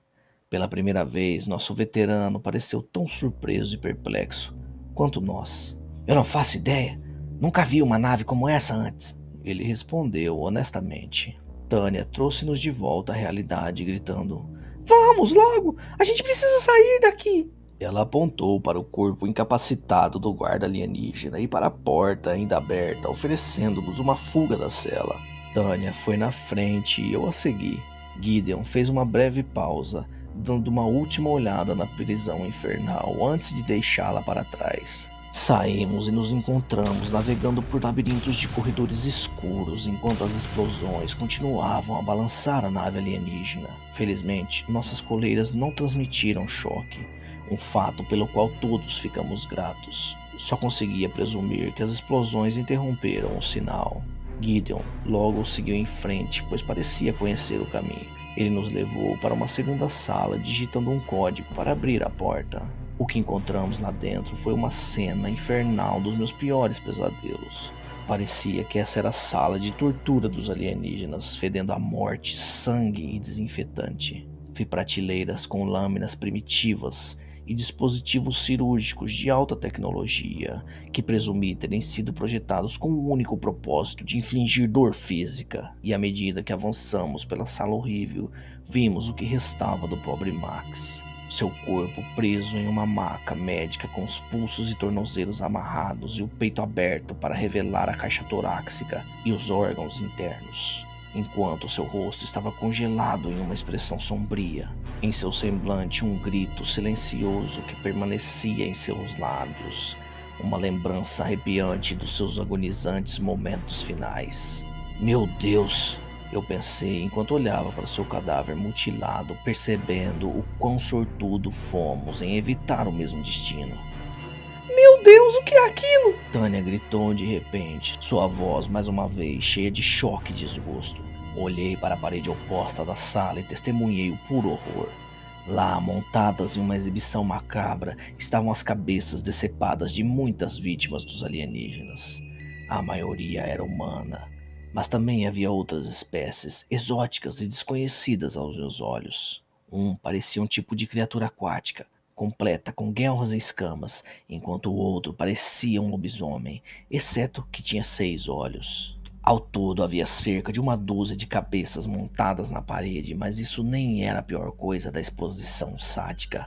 O que arrepiou tanto Tânia quanto eu foi o fato de que as cabeças decepadas ainda estavam vivas. Não sei como eles fizeram isso ou que tipo de ciência distorcida usaram, mas cada cabeça estava conectada por tubos a algum tipo de dispositivo eletrônico digital que parecia monitorar seus sinais vitais. Cada cabeça parecia estar presa em seu próprio pesadelo infernal sem fim. Alguns nos encaravam com olhos injetados e cheios de loucura, enquanto outros abriam e fechavam a boca de forma maníaca na tentativa de gritar, exceto que nenhum som foi emitido. Já que, bom, claramente, eles não tinham mais cordas vocais, e algumas cabeças foram submetidas a tormentos ainda piores. Tiveram os olhos removidos e as bocas costuradas, embora ainda farejassem o ar e reagissem aos sons, o resultado sendo a visão mais grotesca e repugnante que eu já testemunhei. "Ah, sim, desculpas." Gideon acrescentou com uma voz mansa. Eu deveria ter avisado sobre os seus troféus de caça. Eles usam sua tecnologia para manter os cérebros vivos, permitindo que essas vítimas selecionadas continuem a sentir dor e medo. Infelizmente, a maioria dessas pobres almas já perdeu a cabeça há muito tempo. Balancei a cabeça, surpreso com a maneira quase irreverente com que Gideon descreveu as atrocidades. Percebi, entretanto, que ele deve ter vivido no inferno, sofrendo horrores incalculáveis nas mãos de nossos sádicos captores alienígenas. Eu não conseguia imaginar o que ele teve que fazer só para sobreviver nessa nave de pesadelos. Enquanto observávamos horrorizados as cabeças vivas, Gideon começou a trabalhar, tocando em um painel de controle para revelar símbolos bizarros que eu imaginei terem sido gravados na língua dos alienígenas e imagens que pareciam mostrar o interior da nave. Ele franziu a testa enquanto batia na tela, obviamente frustrado com o que estava vendo. Eu sei que existem cápsulas de fuga nessa nave. Eu os ouvi falar sobre procedimentos de evacuação e emergência. Ele apontou para o mapa do navio, chamando a nossa atenção para uma área na parede traseira da nave em uma forma de charuto. Eles deveriam estar localizados aqui, mas não sei como chegar até eles. E, mesmo que façamos, não tenho ideia de como operar as cápsulas, muito menos de como navegar de volta à Terra. Tânia e eu trocamos um olhar de desespero. Percebemos que chegamos tão longe apenas para enfrentar outro obstáculo. Mas Gideon era um homem derrotado, resignado ao fracasso e à derrota. Ele nunca pensou que chegaríamos tão longe e eu sabia que não poderíamos desistir agora. Onde há vontade, há um caminho. Enquanto pensávamos sobre nosso próximo passo, o destino mais uma vez interveio, quando de repente a porta da sala explodiu e algo entrou através da fumaça e do fogo. Preparamo-nos para o pior, mas o que nos confrontou foi algo novo. Um robô flutuante, semelhante a um drone, com 2 braços mecânicos estendidos, ambos adornados com armamento de alta tecnologia. Ele também tinha um dispositivo tipo câmera conectado ao seu corpo principal, um círculo escuro como um breu nos observando silenciosamente como se estivesse analisando nossas formas físicas. Ou talvez escaneando nossas ondas cerebrais. Eu olhei para Gideon em busca de uma explicação, apenas para descobrir uma expressão de perplexidade em seu rosto. Claramente, ele não tinha ideia do que era essa entidade ou se ela nos causaria algum dano. Um momento de tensão passou enquanto o robô flutuante continuava a nos observar, antes de uma luz verde piscar em sua tela visível e, para nossa surpresa, o robô falou conosco em um português quase perfeito. Saudações, cidadãos da Terra. Por favor, não fiquem alarmados. Eu sou a unidade 2317, um drone de combate autônomo de inteligência artificial ligado ao SS Fúria Certeira, uma nave de guerra da Confederação encarregada de caçar e neutralizar navios piratas que operam em violação da lei galáctica. Todos vocês são vítimas de uma conspiração criminosa empreendida por uma facção desonesta envolvida em operações de caça ilegal. Nossa missão principal é eliminar os caçadores desonestos, mas também temos a tarefa de resgatar quaisquer sobreviventes e, sempre que possível, devolvê-los aos seus mundos de origem. Agora, vou libertá-los de suas restrições. Num instante, todos os nossos colares de choque se desconectaram e caíram do pescoço, provavelmente desativados por algum tipo de contramedida eletrônica. Todos nós sentimos um grande alívio por termos sido libertados, embora ainda estivéssemos muito longe de casa. Por favor, siga-me e eu os acompanharei até uma zona segura, disse o drone de inteligência artificial. Nós 3 nos olhamos confusos. E certamente não me senti confortável em confiar em um robô assassino de outro planeta. Mas eu considerei que a unidade 2317 era uma aposta melhor do que os nossos torturadores reptilianos. Saímos pela porta demolida e fugimos para o labirinto de corredores, seguindo o drone pairando enquanto ele seguia na frente. Enquanto isso, o caos da batalha estava ao nosso redor. Enquanto a nave alienígena era atacada pelas forças da Confederação. Tínhamos acabado de virar a esquina quando fomos confrontados por um soldado reptiliano, armado com algum tipo de rifle de alta tecnologia. Ele rosnou antes de mirar, erguendo a arma e se preparando para atirar. Mas a máquina reagiu mais rápido, disparando rapidamente uma série de projéteis semelhante a dardos que rasgaram o corpo do alienígena em pedaços.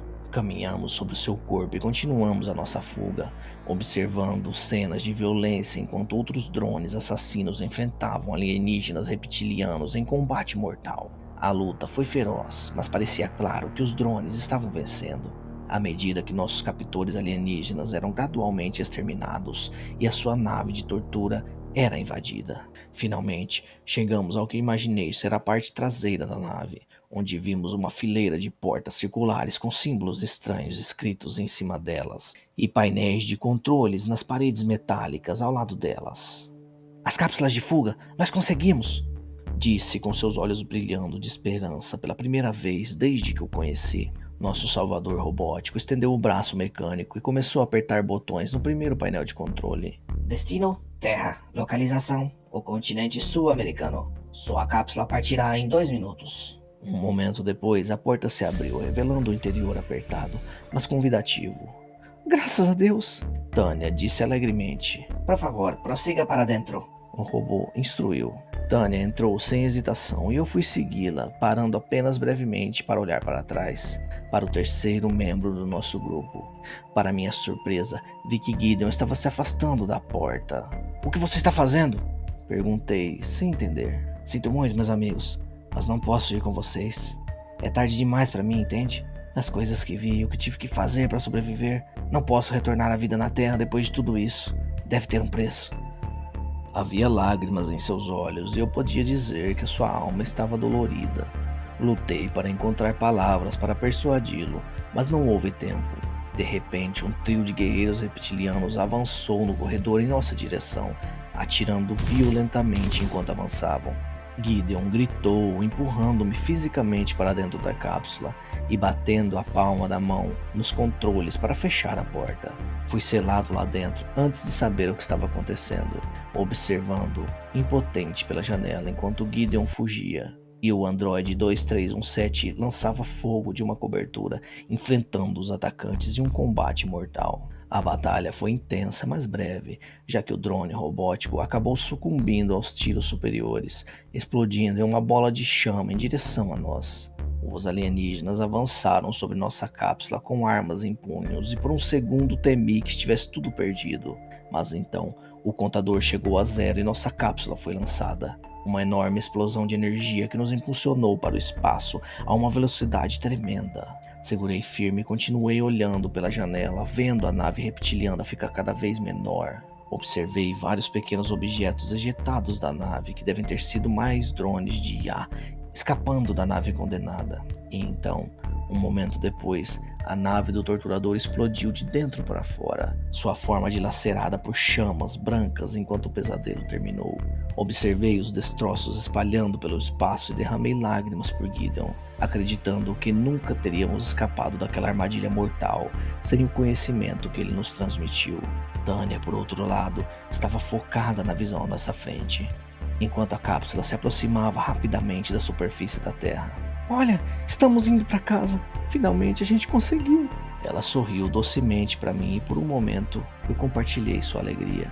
Mas rapidamente experimentamos o trauma da reentrada na atmosfera, com nosso pequeno casulo a arder à medida que o solo se aproximava rapidamente. Tive certeza que iríamos colidir com a superfície, mas no último momento a cápsula acionou os propulsores reversos, reduzindo a nossa velocidade e nos permitindo pousar de forma relativamente suave no chão. As portas da cápsula se abriram automaticamente e pudemos respirar o ar fresco pela primeira vez. E cara, foi incrível. Cautelosamente, Tânia e eu saímos da nave, encontrando-nos no meio de um milharal, aparentemente sem nenhuma outra alma à vista. Examinei a cena, parte de mim ainda não acreditava que estávamos livres. Ok, e agora? Tânia perguntou enquanto caminhava para o meu lado. Sua pele ainda nua, brilhando sobre o sol da manhã. Logo, obtivemos nossa resposta com um forte barulho das pás do rotor, quando de repente um helicóptero preto apareceu no horizonte, aproximando-se rapidamente até praticamente pairar sobre nossas cabeças. Olhamos para cima, confusos e perplexos, antes de ver o movimento na estrada à beira do milharal, quando uma frota de SUVs escuros acelerou e um pequeno exército de agentes federais saltou, todos apontando armas para Tânia e eu enquanto eles nos ordenavam a deitar no chão. Então, os federais prenderam-nos, colocando-nos sob custódia enquanto tomavam posse da cápsula de fuga. a única prova tangível do incidente. Ficamos detidos durante dias e interrogados separadamente, recebendo ordem de contar os detalhes de nosso sequestro e cativeiro. Não sei por que nos libertaram, acho que não cometemos nenhum crime, mas fomos avisados para não falar sobre o que havíamos passado ou enfrentaríamos graves consequências. Obviamente, decidi ignorar esse aviso e contar a minha história publicamente pela primeira vez. Por que eu tomei essa decisão? Bem, suspeito que meus dias estão contados. Veja, recentemente recebi a notícia de que Tânia morreu repentinamente de overdose. Ela tinha um histórico de abuso de substâncias, então é possível que ela tenha começado a usar novamente para lidar com o transtorno após o sequestro, mas não tenho tanta certeza disso. Eu me pergunto se Tânia foi deliberadamente silenciada por alguma agência governamental obscura que quer encobrir a verdade. Se esse for o caso, eles certamente virão atrás de mim. É evidente que o governo sabe muito mais sobre esses raptos do que deseja compartilhar com o público. No entanto, duvido que consigam manter esse segredo por muito mais tempo. Não se uma guerra civil galáctica estiver a decorrer no nosso próprio sistema solar. Em qualquer caso, dada a enorme lacuna tecnológica, duvido que haja muito que possamos fazer para o resultado desse conflito. A guerra está chegando até nós e é melhor rezarmos para que os mocinhos vençam, porque eu vi o mal no universo e acreditem em mim, é assustador.